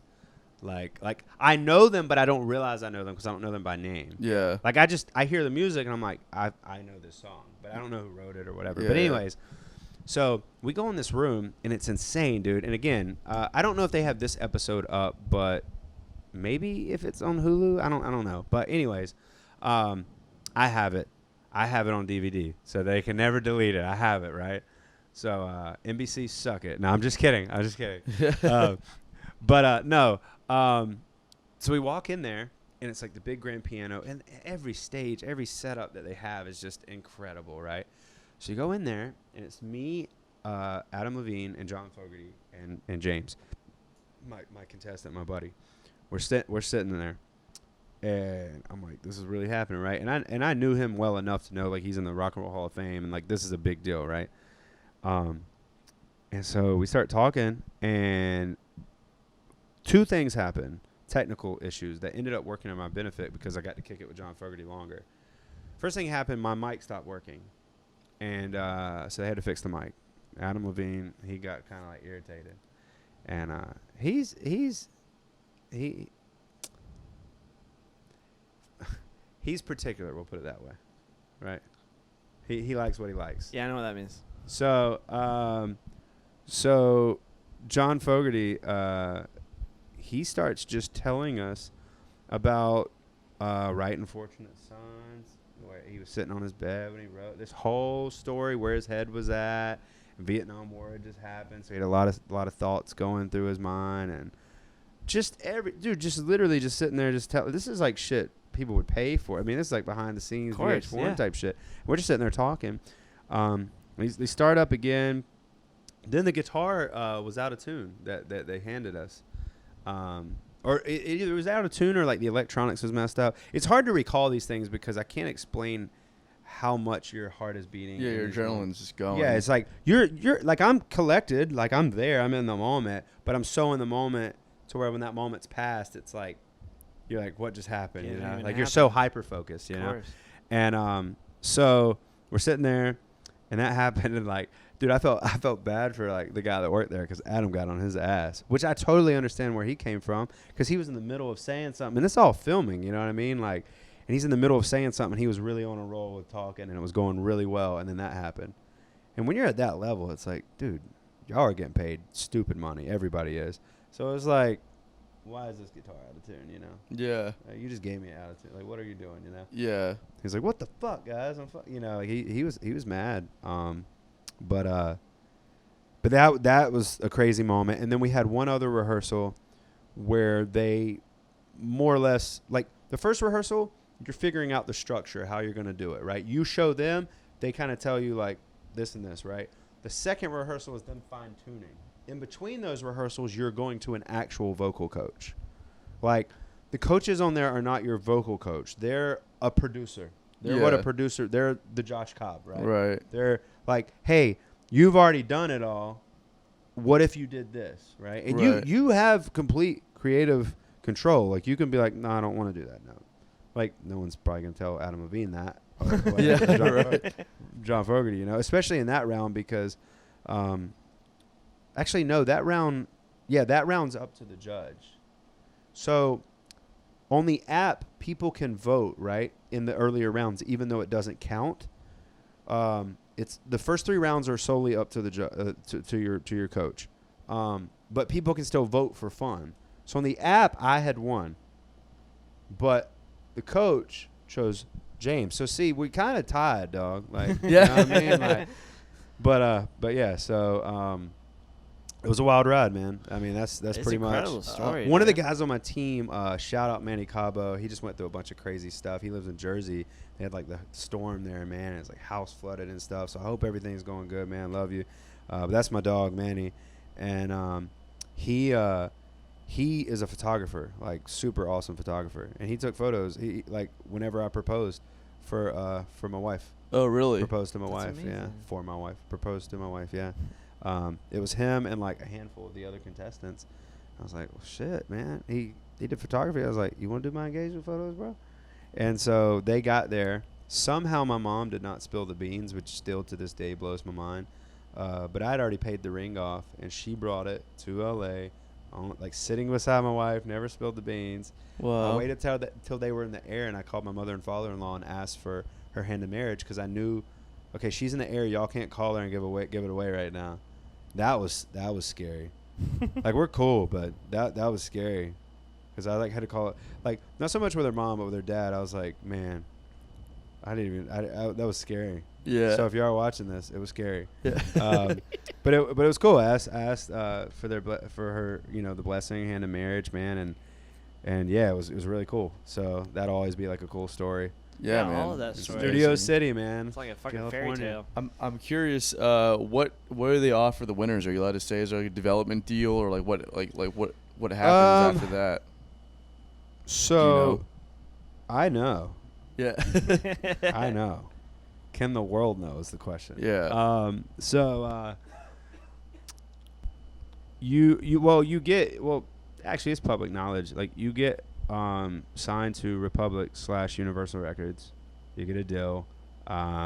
You get a car, I believe, because every year, I don't know if it's the car company like changes. I think it's the same. I think it's Honda or maybe Toyota. Honda or Toyota, definitely one of the two. But anyways, you get a car, you get a deal, and then you get there's one other thing I can't remember. I didn't make it quite far enough to figure it out. Yeah. But my friends give me shit for that all the I time. think you did make it very far, man. That's insane how many people want to be on this thing, and then you got literally that far. I mean, the the odds of you even getting picked in the first place. Yeah, are dude, insane. it's weird, man. Like, it's still something that, like I said, my adrenaline was going so high, and I just went through the motions, and then it was like, you're on this ride, and then you're home, and I was like, it's weird, man. Like I said, I'm a barber, and when I went there, I was they actually introduced me as that, like Florida barber, singer or whatever, and I didn't have a band at that time. I will say, anybody watching, if you want to go on the show, like, get your shit together before you go a little bit, because then you have something to promote. Yeah, totally. Release a single right before you freaking go. Yeah. So that way, if you go on the show, you can promote it. I didn't have any music to promote. I didn't have anything to promote. I got home, and I had just graduated barber school. Almost didn't graduate barber school because I was leaving so much. You can only leave so much legally, so I barely made the cut. Graduated, and then I really, at the time, I was just like, man, I got to focus, building my clientele. You know what I mean? Like, I got to get my clientels up, get my clients up and stuff. And so I just, did The Voice, came home, didn't do music for, 3 years. Oh wow. I'd recorded stuff. I recorded a whole EP. I just never released it. Literally paid everything, mixed and mastered. Why was that? Does that have something to do with the fact that you were on that? Or you just sick of it, or? No. That's a very good question. Just wondering if it actually did do something to you. You know what I mean? No, I had gotten that's a good question. I had gotten married, or not married, but I was engaged, right? She has 2 kids from her previous marriage, so I was like, all right, I'm about to be a stepdad. We have a little guy together now, which I was mentioning earlier, but So I was like, all right, if I'm gonna do this, like I gotta provide, and I gotta, I want to step up to home plate and really, really knock it out the park, kind of thing. And so I focused on my clientele, focused on my craft of barbering, and just get my skills up and my clients up, which I did. And then there was no real reason. It was just like I didn't have a band at the time, and the voice was like this cool thing where like it was my way of proving to myself like, all right, I got it. Like if I need it, I got it. You know what I mean? Like, it's, like I can do this. You know. Absolutely. And then I came home and I was like, all right, and really and truthfully, best decision I ever made, man. Honestly. Okay, that might be far fetched. Best decision was if I would have had a fucking band and had an album out at the time, because I could have rode the boat. But taking that hiatus or whatever you want to call it, it allowed me to find my sound. Yeah. Which is the hardest thing, I think, for an artist. I grew up doing so many different genres. Like, you could tell me to sing country right now, and I could put twang to my voice and make my voice sound like that. You could tell me to sing Daughtry, and I could make my voice sound like that. But then I can sing R&B and Boys to Men and stuff like that. And because I can do all those things, like, that may sound cool, but it actually kind of sucks because it's hard to figure out, like, well, who am I in all of that? And you got to weed through the fucking bushes and figure out, like, weed through the brush and figure out, like, all right, who is Dustin Monk? Like, who do I want to sound like? And the answer is it's actually a combination of all those fucking things. Right. You know what I mean?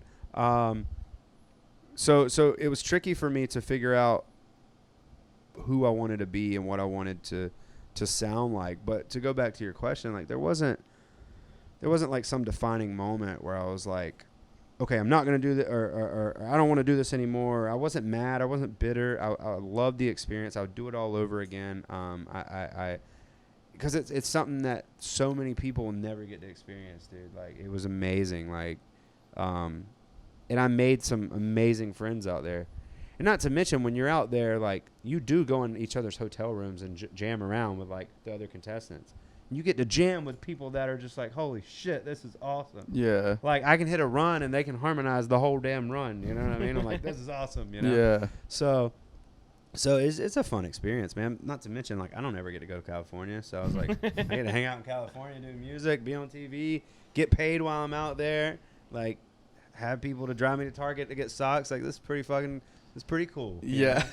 So Well, that's a very, very good attitude. I mean, that's what I was asking is, were you, like, bitter and that's why you stopped? But I wasn't bitter. I don't want to say burnout is the word. Maybe a little exhausted. you said it was like 7 months, right? Yeah, off and on. But like you fly out there, you do some things, you come back, whatever. But I was definitely exhausted. Yeah, that makes more sense. I was just tired. Like, I was like, and really and truthfully, man, I love barbering. Lately, I've been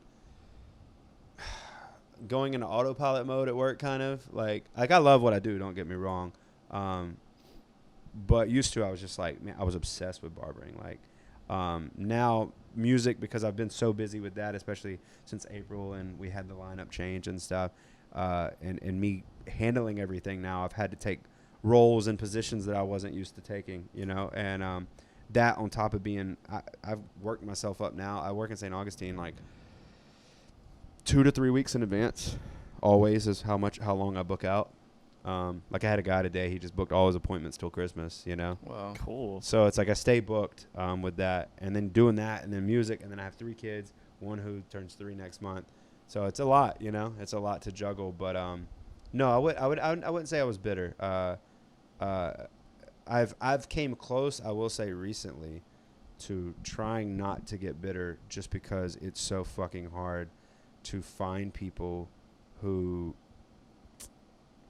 and this isn't a jab at anyone, it's just hard to find people who dream as big as you do sometimes. Yeah. Man. Like, it's hard, you know what I mean? Like, Especially, you have to have especially when you get older and everything, you got all these responsibilities. Yeah, People and are so easy to just throw it away to do other stuff. And yeah, Totally. and I get it, dude. Like, I 100. I Thousand- don't. Yeah. I just don't. I don't know what the fuck else I would even do. Like, Yeah. there's like, if you took that away from me, like, I'm just like, I don't know what I would Like, do. dude, Walk Yeah. into like, the I've ocean heard stories of with like my brothers.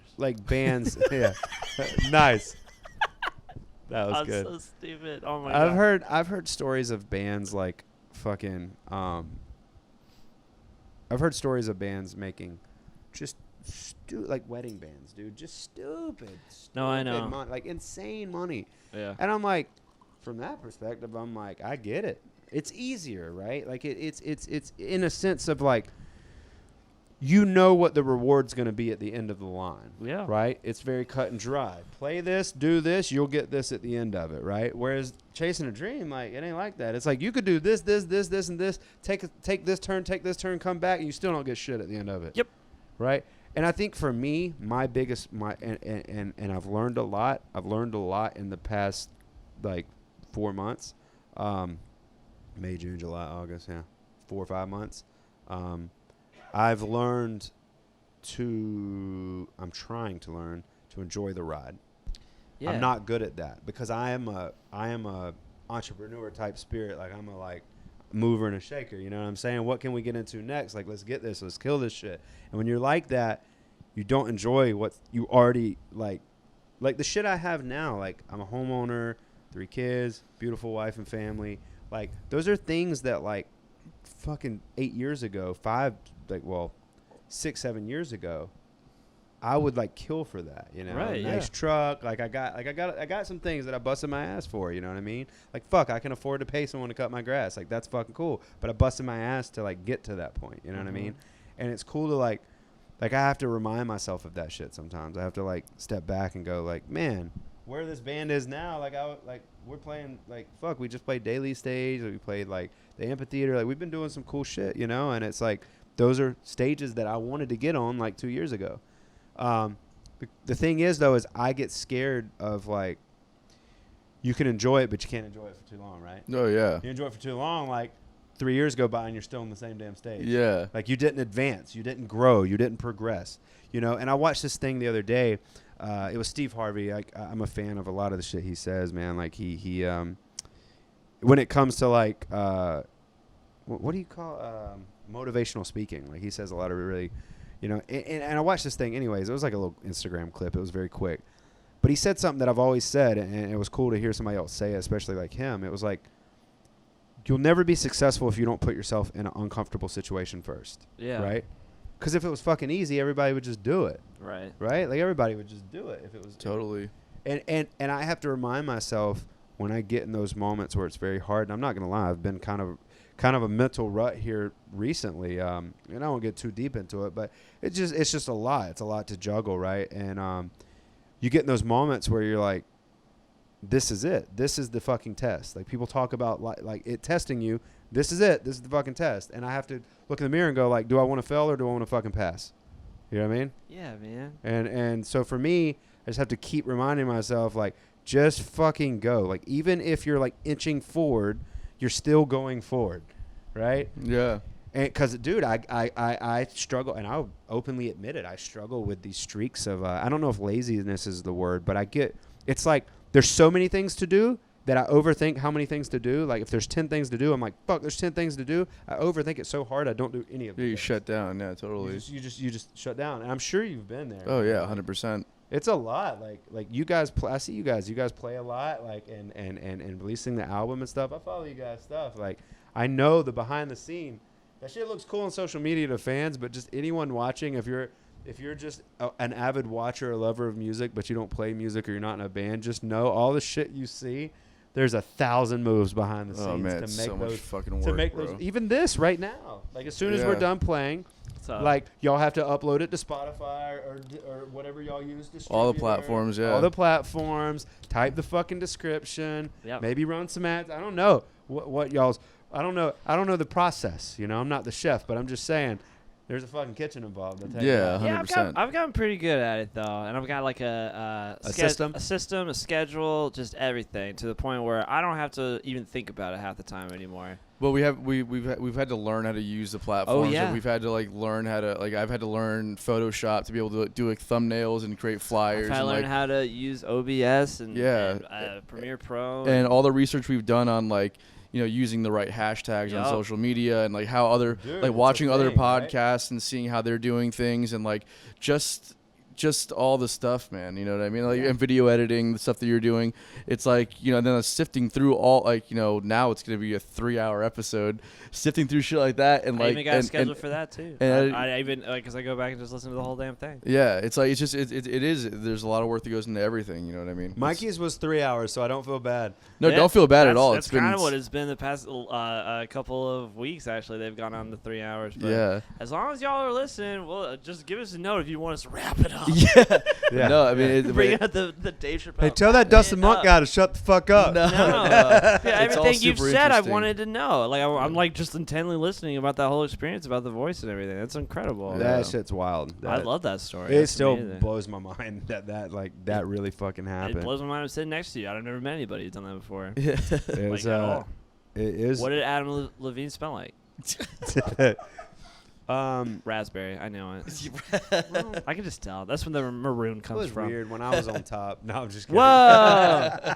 This is a real tell-all, dude. Nah, man. He's a good-looking guy, man. Good genes, man. Good genetics. Keep it up. Yeah. But nah, it's crazy. When I got back, because like I said, I was doing barbering. When I got back, the first barbershop that I worked at, I'll never forget, man. Like, so when you come back, like, or when you're on the shows, you have, I guess you would publicists, like you have publicists that reach out to like Channel 4 News and like all these news, right? So I was on like Jacksonville News and like doing different news station stuff, and you have like this wave, right? And again, I did not ride it. Like I rode it all the way into shore and just fucking sat there for like 2-3 years. Yeah. But like, I went to the barbershop, dude, and I did not want to do this, but they wanted to do a story. I had not started at the shop yet. I didn't start till like the next week, right? Like I already had my chair, like it was reserved for me, but I had not started. I don't know any of these guys. The first shop I worked at, you're walking into the Lion's Den. It was we'll just leave it at that. It was an interesting place. So we go in there.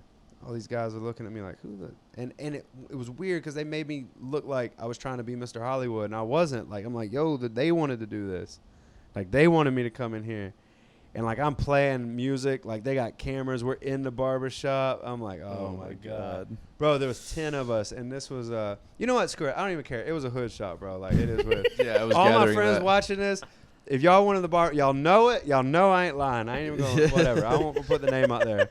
There's gonna be some people maybe mad at me, but whatever. I don't care. But so you can imagine when I walked in there. Yeah. You know, it was like rap music going, and it's like everybody staring at me. I'm like, oh god. But it was cool. I earned my stripes there, man. I earned my stripes in that shop, and I got cool with everybody. But definitely that was a weird first impression because it was like, dude, I've cut people for 3 years that just found out I did the voice thing. Oh wow. Like a good bit, actually. And they're like, why didn't you say nothing about it? I'm like, oh, you didn't ask. Like, I don't know. Hey, by the way, were you ever on The Voice? Yeah, right? Yeah. Which, and I know that's a funny response when I say it, but they're like, why did you never say anything about it? I'm like, I don't know, because that don't have shit with me to do with me cutting your hair, you know? Yeah. Now I'm learning to embrace it, and because I was really weird about it. I wouldn't talk about it. People are like, why? Like, are you not proud of it? I'm like, nah, like I'm proud of the accomplishment. Like I worked my ass off to, like I practiced the shit of that song. I could have sang that song frontwards and backwards. But like I knew every note and everything. So I worked hard for that. But the thing is it was I just felt douchey, like, you know what I mean? Like I didn't want people to think like I was trying to like, yeah, I've been on The Voice. I'm fucking cool. Like, nah, man, I just did it and I made it and shit. Maybe if you can sing and you do it, maybe you'll make it too. I don't fucking know. I just did it. You know what I'm saying? It worked out for me. I don't know. So I didn't really talk about it that much. And I've learned like with putting it in the bio on like our website and shit. Like I sent you our bio and stuff. And I was like, yeah, man. Website's still under construction, by the way. But I've learned like, okay, this is something I did, and this is big for a portfolio, and so I've had to learn to embrace it, and I've learned how to do that and not feel weird about it, you know, because for a while, like I just wouldn't talk about it that much. I don't know. It was weird. Yeah, I mean, but it wasn't again because I was bitter. It wasn't because of that. It Not just at was all. because It's just- like it happened to me. I'm cool. Like it's cool. No, I'm cool. It's cool, and we keep it moving. You know what I mean? Yeah. No, I mean it is weird to like to to kind of boast about the things that you've done as an artist Yeah. or whatever, and I get that. Unfortunately, especially nowadays, as a musician or as an artist coming up, you kind of have to not view yourself as yourself and remove yourself from who your You're the artist. brand. Yeah, you're the brand, and you gotta talk about it. You know what I mean? That's just what it is. Everybody that I know knows what I'm doing. For better or for worse, trust me, it's not my natural instinct to talk about this shit. Yeah. It's like I want to tell everybody in the world, like, hey, so I just released a record with my band and this and that. Like, I don't want like my natural instinct is to not be that way, right? Yeah. You just Doesn't talk and matter. chill. If it comes up, it comes up. If it don't, it don't. But unfortunately in this industry we have to take ourselves out of that Yeah. shit and stop being so like humble about things. Like we have to brag on what we're doing. Otherwise, Yeah. if you don't believe your own hype, no one else is. Dude, I'm still getting better at like I've gotten to the point where I talk a lot more about it, but it was not something I talk a lot about. I've just now gotten to the point where like now, like every time I have a new client in the chair, because I have a TV with YouTube right there while I'm cutting their hair, I'm like, so what do you guys sound like? I'm like, let me show you. Yeah, put it on the And voice. we'll put on I put on the record because like it's on YouTube. Oh, nice. So I'll play the record or I'll play the music video, and they're like, man, I like that, or what, whatever they say, and like, well, come out and see us, And so I try to promote it a little bit more. One of my buddies was like, dude, you should frame some of the pictures from the band or maybe from the voice and put it like around your station, because I like the other guy I work with, he jokes around.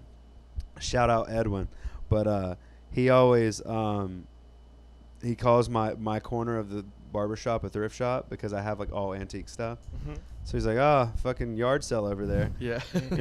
So, but one of my buddies was telling me I should put some of the pictures, and I may do it, man. But it's taken me a while to like be like, hey, I can talk about this and not sound like a douche. Like, hopefully I don't. Maybe everyone watching's like, nope, you do. No, But I'm fascinated. so Even so, it's like that doesn't even matter. That's just what you have to do, right? It's like yeah, it's like it's what you have gotta to talk do. about it, You know, unfortunately. Yeah, it's like, if you're in the room and you're in a room with 10 people and no one knows who you are, you can have the most fire-ass record anyone's ever heard, but there's going to be 9 people that don't know shit about you if you don't speak up. Hey, man, when you get on stage, half the time at the level that we're at, most people don't know who you are, and you're still you're getting on that fucking microphone. You're letting them know who you are, right? That's you it, can dude. do that off the stage too. That's it, That's dude. all it is.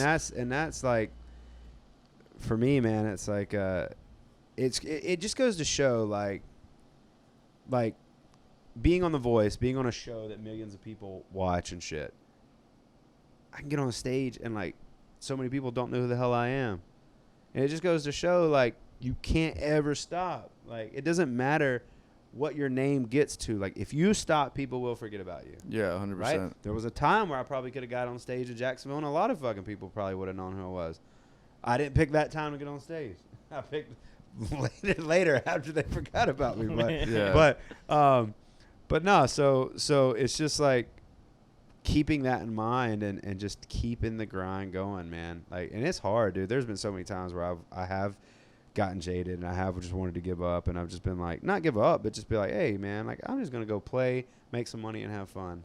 So I get that. When I say I get it, that's when I say I get it, because those thoughts start sounding really good sometimes. You're like, damn, dude, I can just go play and make money and go home. I don't got to worry about writing a record. I don't got to worry about any of this shit. I just make money, have fun with my friends, and go home. But it's like, that doesn't fill my cup ultimately. That doesn't fill my creative cup. It doesn't get my like juices going. You know what I'm saying?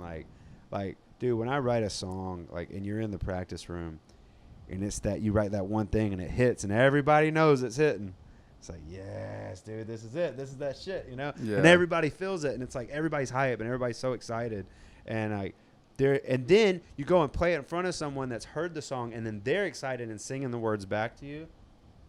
No better feeling, dude. It's like the best shit ever. Like, I don't care, sex, anything, bro. Like, that's that shit. For me, that is the best feeling in the world, dude. It's incredible. I hear you, man. 100%. But anyways. I 100% agree with you too. Yeah. Like, it's just my favorite as well. Like, nothing beats it. It's the bee's knees. Well, because it's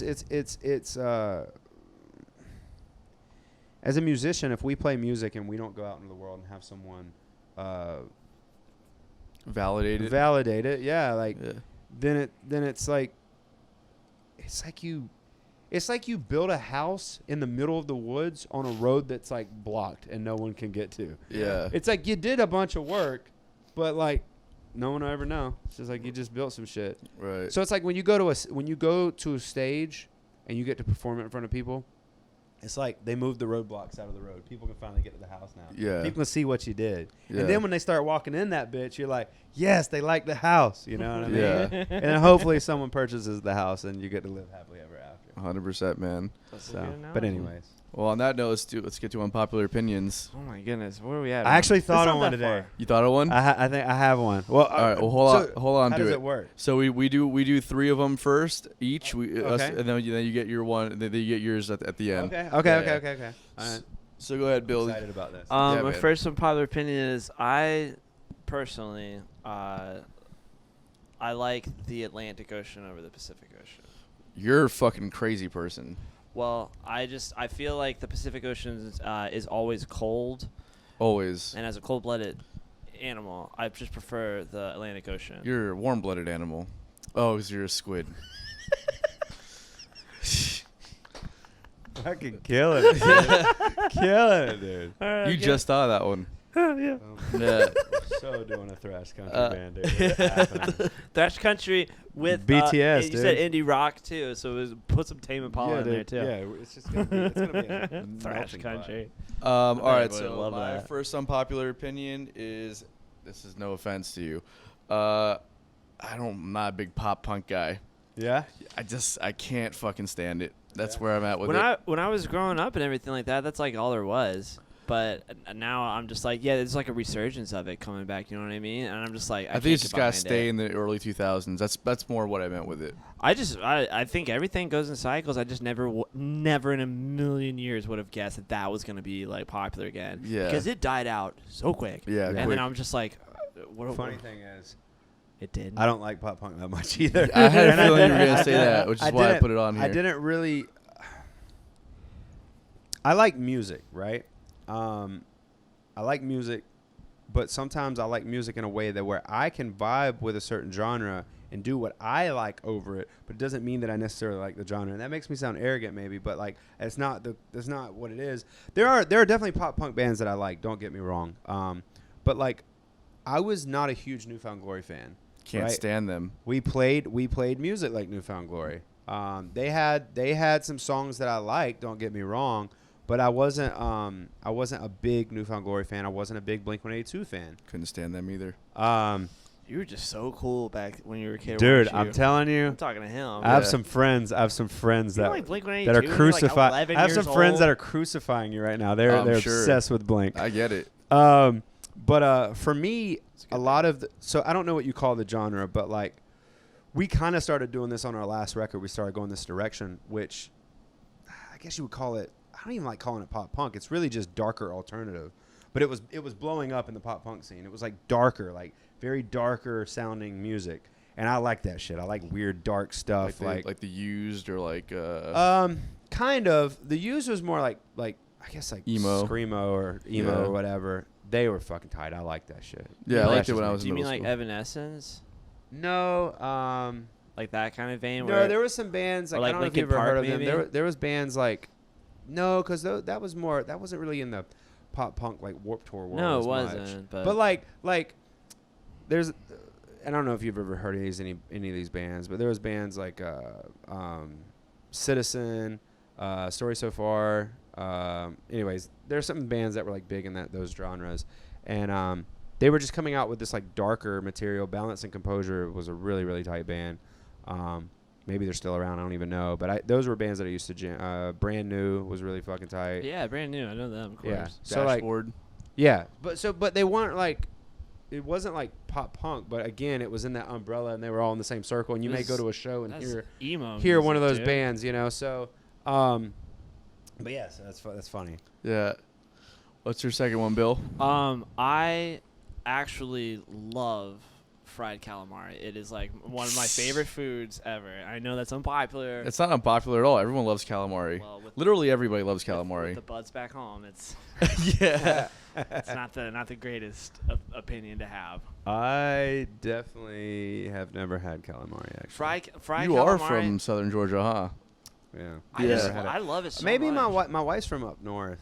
Most of what I've had is the same circle of stuff. It's like cream corn, mashed potatoes, fried chicken. You know, fucking food that you just want to go to sleep afterwards. Yeah. You know. Yeah. But it also getting to that nap is the best thing ever. That is true. Yeah. To get the itis nap. Yeah. Got the itis. But then afterwards, you're just like, fuck. Yeah. Like, I feel terrible. Definitely. I I like I mean, everyone loves fried feel like calamari. I tried it with my wife before, maybe. I don't know. I'm sure it's good. Give it a shot. It's good. I'm not a big seafood guy, though, in general. Yeah, I wasn't. Yeah, I'm from Atlanta, like I say. I'm from Kentucky, man. So like, when I moved down here, I still don't. My favorite part about going to a seafood restaurant with any of my friends from Florida and Jacksonville, they all talk about the different types of fish that you can order, and I'm just like, never had any of them. I'm like, is that? And then I order it. I'm like, it's the same. Yeah. It's not the same. I know it's not the same, but like to me, I don't have any frame of reference, so I'm like, oh, that tastes like fish. Yeah. it tastes like fish. I mean, it's all fishy, I guess. Yeah. Yeah. What kind of phone is this? This shit looks crazy. It's Yeah, a I terrible phone. Yeah? This is the Velvet, the LG Velvet. Yeah. Terrible phone? It's a terrible phone. looks cool. It does look That's cool. what I LG will stands say. for. It looks good. Looks good. That's good.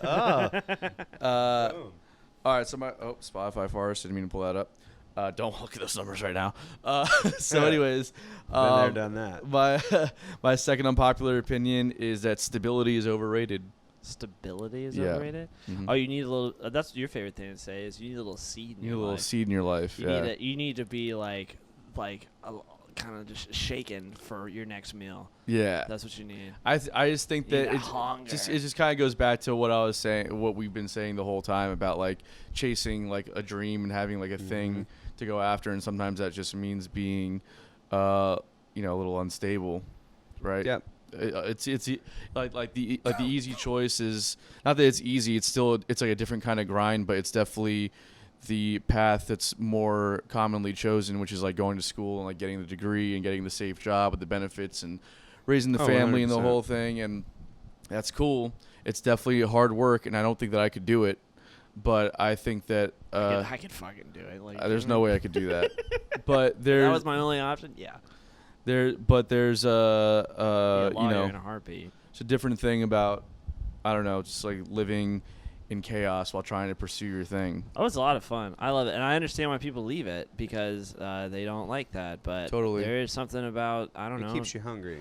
Just Yeah. It keeps you hungry, you know. I love it. I love being on tours. My favorite. I love thing. it. I love being on the road. It's my favorite and thing to ever. Anybody else, when you describe it, I remember I had a girlfriend that was just like so obsessed with me. She's like, I want to spend every moment with you. I was like, but you're always on tour. I'm like, oh, fucking. She's like, I want to go with you. I'm like, okay. Yeah, And no, then you don't. And then like looking for a hotel, I couldn't fucking find one, so we slept in the car. She never ever wanted to come with me again. I was like, yeah, that's exactly what it is. Yeah. It's the grind. It's the grind. It's like what you have to do. That story about I thought something else crazy. No offense was gonna happen with that story with you and the birthday party and you sleeping on the table. No. Because I was just like, oh okay. No, it was no, it was you may see it that way, but when you're the person in the sleeping bag waking Yeah, that's up true. staring at this kid like Yeah. like with this like, hey, mom, look at this guy. He probably lives here. Yeah. Right here on this picnic table. Yeah. And you're just like, yeah, that's me, bud. Take a good look, you know. This is Yeah. what being a rock star is all about. Oh yeah. You know, Without a doubt. I will comment on the stability thing. I think the word stability is overrated. Yeah. Yeah. Because I think everyone's version of what being stable is different, but everyone or a lot of people, most people in the world, myself included, gets caught up in what society's version of stability should be. Right. Right? And it's like, oh, well, you have to have this. You have to have this. I've gotten caught up in it. Some of the shit I have right now, I'm like, why the fuck did I get this? You know? Or whatever. But, and I will say, too, like, you get, like, material is, at least on the materialistic side of things, like, a lot of times that's what being stable is referenced to. How much materialistic shit do you have? Yeah. Kind of thing. Bro, anyone watching, it's the same stress, dude. It's Oh, this, or anyone listening. It's the same. It's the same stress. Yeah, totally. You deal with the same stress because anything in life, you get used to it. It doesn't matter.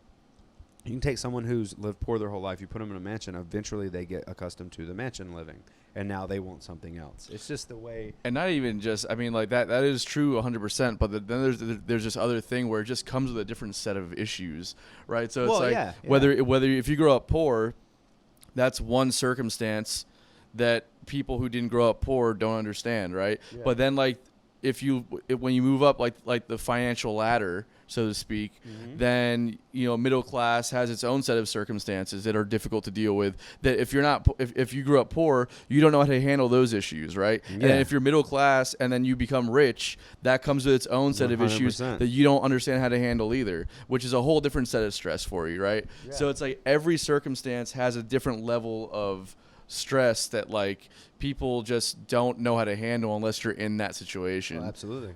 So I agree. I just want a car with air conditioning. I want for naught. Yeah. Other than cool AC. Yeah. I am so happy that it's finally cooling off in Florida, because 2 of my windows don't work in my car either. So as soon as there, dude. So well, have you been there for 4 years? Well, I mean, I delivered pizza in Jacksonville when my window wouldn't roll down. I used to do. Who'd you work for? Papa John. Me too. Hell yeah, bro. Where at? Over on beach in San Pablo. Me too. Really? Yeah, when? Oh, this has been, years ago. Yeah, I did it in 2007. We may have worked in What the fuck? Are you serious? Swear to God, bro. It was right beside the Gumbo Yaya place. Yeah, Gumbo Yaya, and they had the Australian Day party. Yeah. And Nelson was your... Yes, dude. Oh my God. This is What? weird. Wow, that's fucking wild. We gotta figure out, because that's a real high turnaround place. But I used to work there. I worked there for like 2 years. Holy delivering shit! Pizza, yeah. Holy shit! Yeah, Nelson, dude. Wow, I wouldn't even remember that name. You're not the first person that I've met that I'm like, yeah, we used to work together. I had no idea that we did too. Another one of my friends that I met, crazy, like, bro. I could fold the shit out of pizza box. 10 years later, I met this guy, Green Room Brewing, down at the beach where I go to a lot, and he was like, yeah, I used to work at Papa John's. Like, where? And it's like, we worked at the same fucking time. But I guess I was just pretty fucking high the entire fucking time I worked there. I never really made friends with anybody except for all the Russians, the Russians and the Yugoslavians and Bosnians. I was so tight with them. I would just fucking love hanging out with them. Yeah. But anyways, all right. So what's another unpopular opinion? My last unpopular opinion has nothing to do with Squid Game. Anyways, that was too easy. Sorry. I hate going to those arena shows. Like you said, you like paid a lot of money to go like front row for Chris Stapleton and everything like that. Not dogging like the production or everything like that. I can't stand being in a fucking crowd with that many people. That the whole point of it is so that they can sing the lyrics. There's no way, if you're at like a smaller show, you can turn around to the guy and be like, "Stop singing. I want to hear him sing or her sing." Yeah. And so I cannot.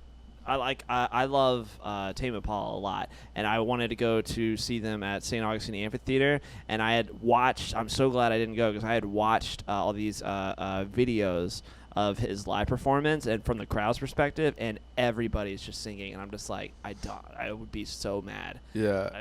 I paid all this money, and then you say that I hate fun and that I'm not like a fun person. You definitely probably hate it more than I do. I mean, there's a difference. I can deal with that. The squid is not down to clown, dude. Yeah. Oh, yeah, man. No, I'm not.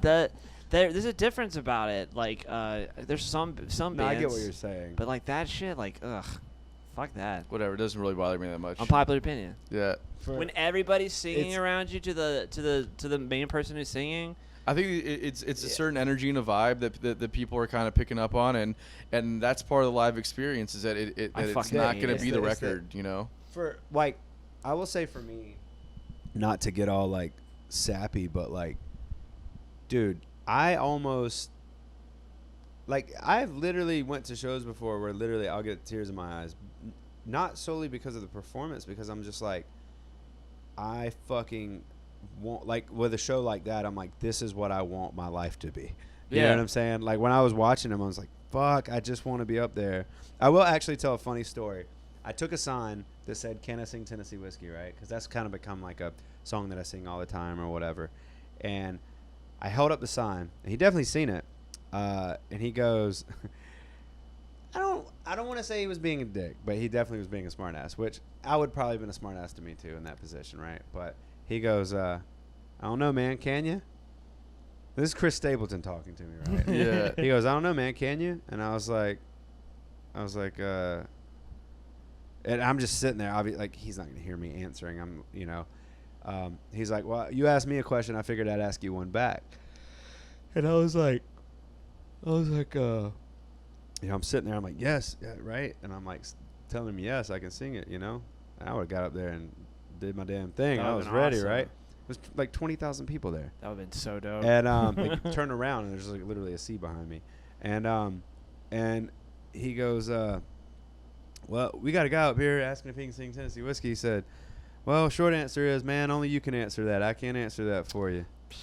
And he goes, what a fucking tease. yeah, and he goes, all right, we're gonna get back to it. And then he kept playing, and he's seen me a couple. I mean, he's seen me like, cause like he has a song "I Was Wrong," that he goes hard vocally, and I just fucking I was the guy that you hate. Yeah. Cause I let it rip. Ugh. I was getting it. Well, you probably sing well. Obviously, you're on The Voice, so you can do that, and I wouldn't be mad. But at the same time, I'd be like, you're not Chris Stapleton. I want to hear Chris Stapleton. Yeah. Chris Stapleton, shut up, Dustin. Yeah. So I've only been to, I haven't been to any of them. I refuse to go. Oh no, that's not true. I went to go see Muse play in Atlanta, and like I was just so angry the whole time. I'm like, are we really doing this? Everybody here, 20,000 people are gonna do this? Okay, really glad I paid for these tickets. Yeah. There's a fucking hate it. I like watching. It's fun. The reason why I like being up front though, man, up close, is because you can hear the. You can see, you not just hear, you can see the reaction of the artist. You can see their facial expressions like up close. Yeah, and man. it's cool to see that interaction. Totally. But yeah, totally unpopular opinion. Yeah, big time. Fuck Billy the Squid, dude. Yeah. No, Fuck just this kidding. guy, bro.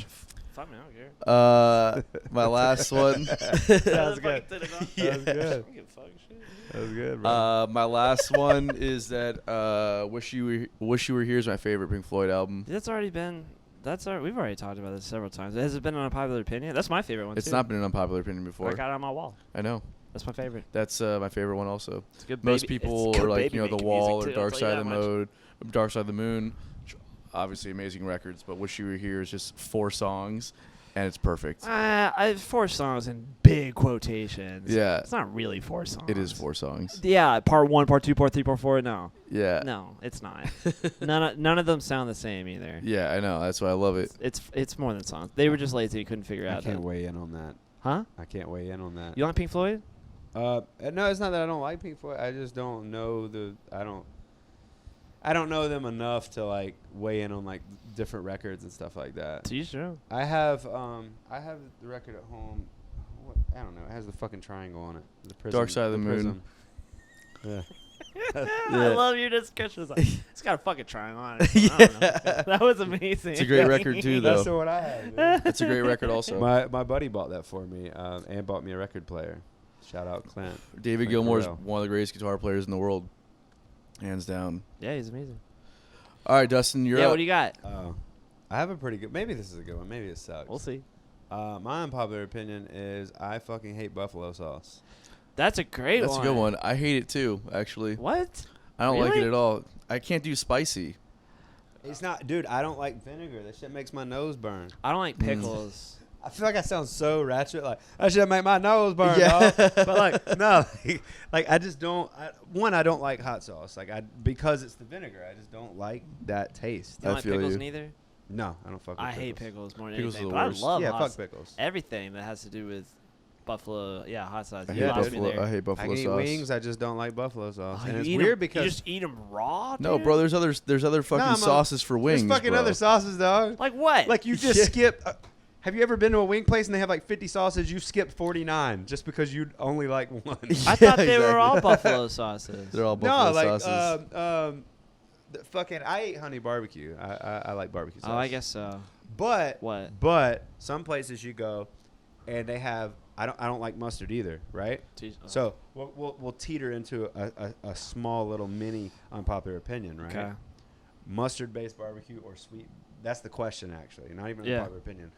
That's the question for you two guys. Mustard-based barbecue or sweet barbecue, sweet and tangy? Ooh, that's a hard one. So 'Cause see, I don't like mustard, so for me it's easy. Sweet and tangy all damn day. I'm not a big barbecue guy, so you're asking the wrong Man, question. dude. Oh, I just went. Have you been to the Bearded Pig yet? They got some good fucking barbecue. I have been a bearded pig, yeah. ABBQ's better. I haven't been I'll there, say so I that. don't know. But My wife brought me home some of that, I think, once. I haven't been. She's been. We were supposed to go there the other night.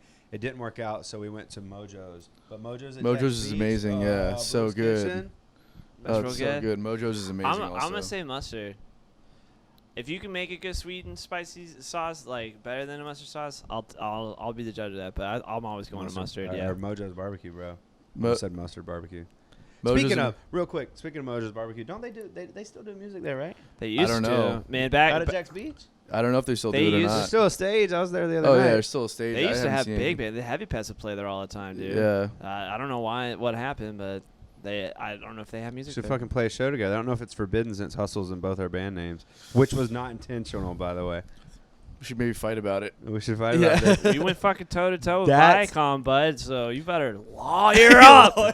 You went toe to toe with who? Viacom, They have a show called Nickelodeon. on Nickelodeon called Side Hustle. We got the Dude. trademark. I wanted to message you. That's what I forgot because it came up on. I don't even remember where the fuck I was, but I was at work and YouTube now apparently feels the need to run ads every 2 seconds. I know it's so Like stupid. in the middle of guitar solos, dude. Today, I Joe know. Bonamassa was on. And it's the middle of guitar solo. I'm like, you just fucked up. Yeah, it's so stupid. I hate it. Or it'll be like, bum, bum, bum, bum, bum, bum, bum, bum. Do you want to wash your clothes? I'm like, nah, yeah. bitch. I want to hear this guitar solo. Yeah. Yeah. But yeah. Anyways, I seen the Nickelodeon preview, and I was like, what? Yeah. So they're they're on all the platforms now, changing it to Side Hustle Nickelodeon versus just Side Hustle. And there was another band I was in hoping we were gonna get a paycheck. in but Canada that changed their name found a loophole from real quick. Side Hustle. 'Cause we own the trademark on it. So Yeah. There's another band in Canada that changed their name to Pocket Candy. And then there's one more fucking band in San Diego that we're trying to take care of right now. So You mean like take care of it? I mean, they're not changing their name, so we gotta do. I'm just joking. It's not a threat, guys. I'm just fucking around. Don't fuck with squids, dude. Yeah. They'll fucking get you. So yeah, we own the trademark on it, so like it's our name basically. Oh, You yeah, know. that's awesome. Yeah. So fuck And now them. we're the dickheads sending everybody C&Ds. I don't to- give a to fuck, fucking bro. Get We off have, our, don't navigate my zone. That's right. Don't tread on me. Yeah. I don't know if we do. So if anybody steals it, I'm just gonna tell you, I don't like you. If you don't know if you own it or not, then you probably don't own it because there's a process. we have LLC and stuff. But, Yeah, that doesn't matter. I didn't know all separate this. So we issue. had to learn all this fucking shit too, and talk to attorneys and everything. Talked to attorneys. We fucking paid a lot of money to get it trademarked. Paid a lot of attorney fees to get the shit sent out to fucking Nickelodeon and bands and other places. And We're a force to be reckoned with now. yeah. So you know. So yeah, dude. just make sure it's just the hustle. Just, I mean, I'm not threatening. I'm just like, yeah, just coming at you, I'll dude. come at you, dude. to fucking shoot his ink at you, bro. That's 10 it. 10 Dude, I don't remember how tentacles. that name even came about. It just kind of like randomly got thrown out there, and jeez, dude, I wish I could remember. It was definitely better than some of the other names. One name was like, I don't even know, man. We had some fucking creating a band names are interesting. It's bro. hard. You Yeah. should see Billy's list. He's got like I've got- fucking hundreds of them. Because, and I wish I had started when I was like 18, but just over the past like year and a half, those are all the band names that we just talk about. Like, oh, that'd be a good band name. The last one I have, Carrie's. Well, this is gonna come out in Halloween. She's gonna be a unicorn for Halloween. And I was like, yeah, did you put together your unicorn uniform? I'm like, that's such a good band. Good band name. Unicorn uniform. And then Yeah, yesterday, that is it. we came up with Mr. Ubiquitous because we were talking about Good God. common unity. when Yeah. you said that. Good common. Oh yeah, common unity. Common unity. Yeah, That's yeah. a good like. I That's a- can see, I that think- being a jam bandish I think type. that is a band name, and he was just talking about a band called Common Unity because I He looked wasn't. that up. He wasn't. No, he was just saying. Fucking, that's a great band name. Yeah. Right, that's a good one. All right. Well, let's You fucking got wrap anything this to thing. promote? You got any shows coming up or anything like that? We're If anybody's playing- still listening after 3.5 hours, Jesus, are we really 3.5 hours in? Good God. It's our longest episode, I'm sure. Yeah, dude. Sorry. Fuck, man. No, I sorry, cut, bro. You fucking. I cut my drummer's hair today, and like he literally was like, "Yeah, you're gonna fucking," because he knows I like to talk a lot, and he's like, "You're definitely gonna win, dude. You're gonna win longest episode." Yeah. Like, Yeah, you fuck, won. Man, like I actually did it. You It's did not it, a bro. con- It's all. We're It's all playing, good information. 904 Live. It's like a festival in Orange Park. Okay. It's like Orange Park Mall parking lot or something. I don't know. It's like they have like food trucks and all kinds of shit out there. We're playing with this band. They're a local band. They're like, I don't want to mess this up. Like Latin music, I think. Is it LPT? Mandala. Oh, Mandala. Oh okay. yeah. Right, 2 chick singers or Yeah. whatever. I think it's like 4-piece or something. But yeah, we're playing with them. We're going from 6 to 8. I think they play from they play 4 to 6 or something. Or 4 to 5:30, I guess, or I don't know, whatever. And we play from 6 to 8.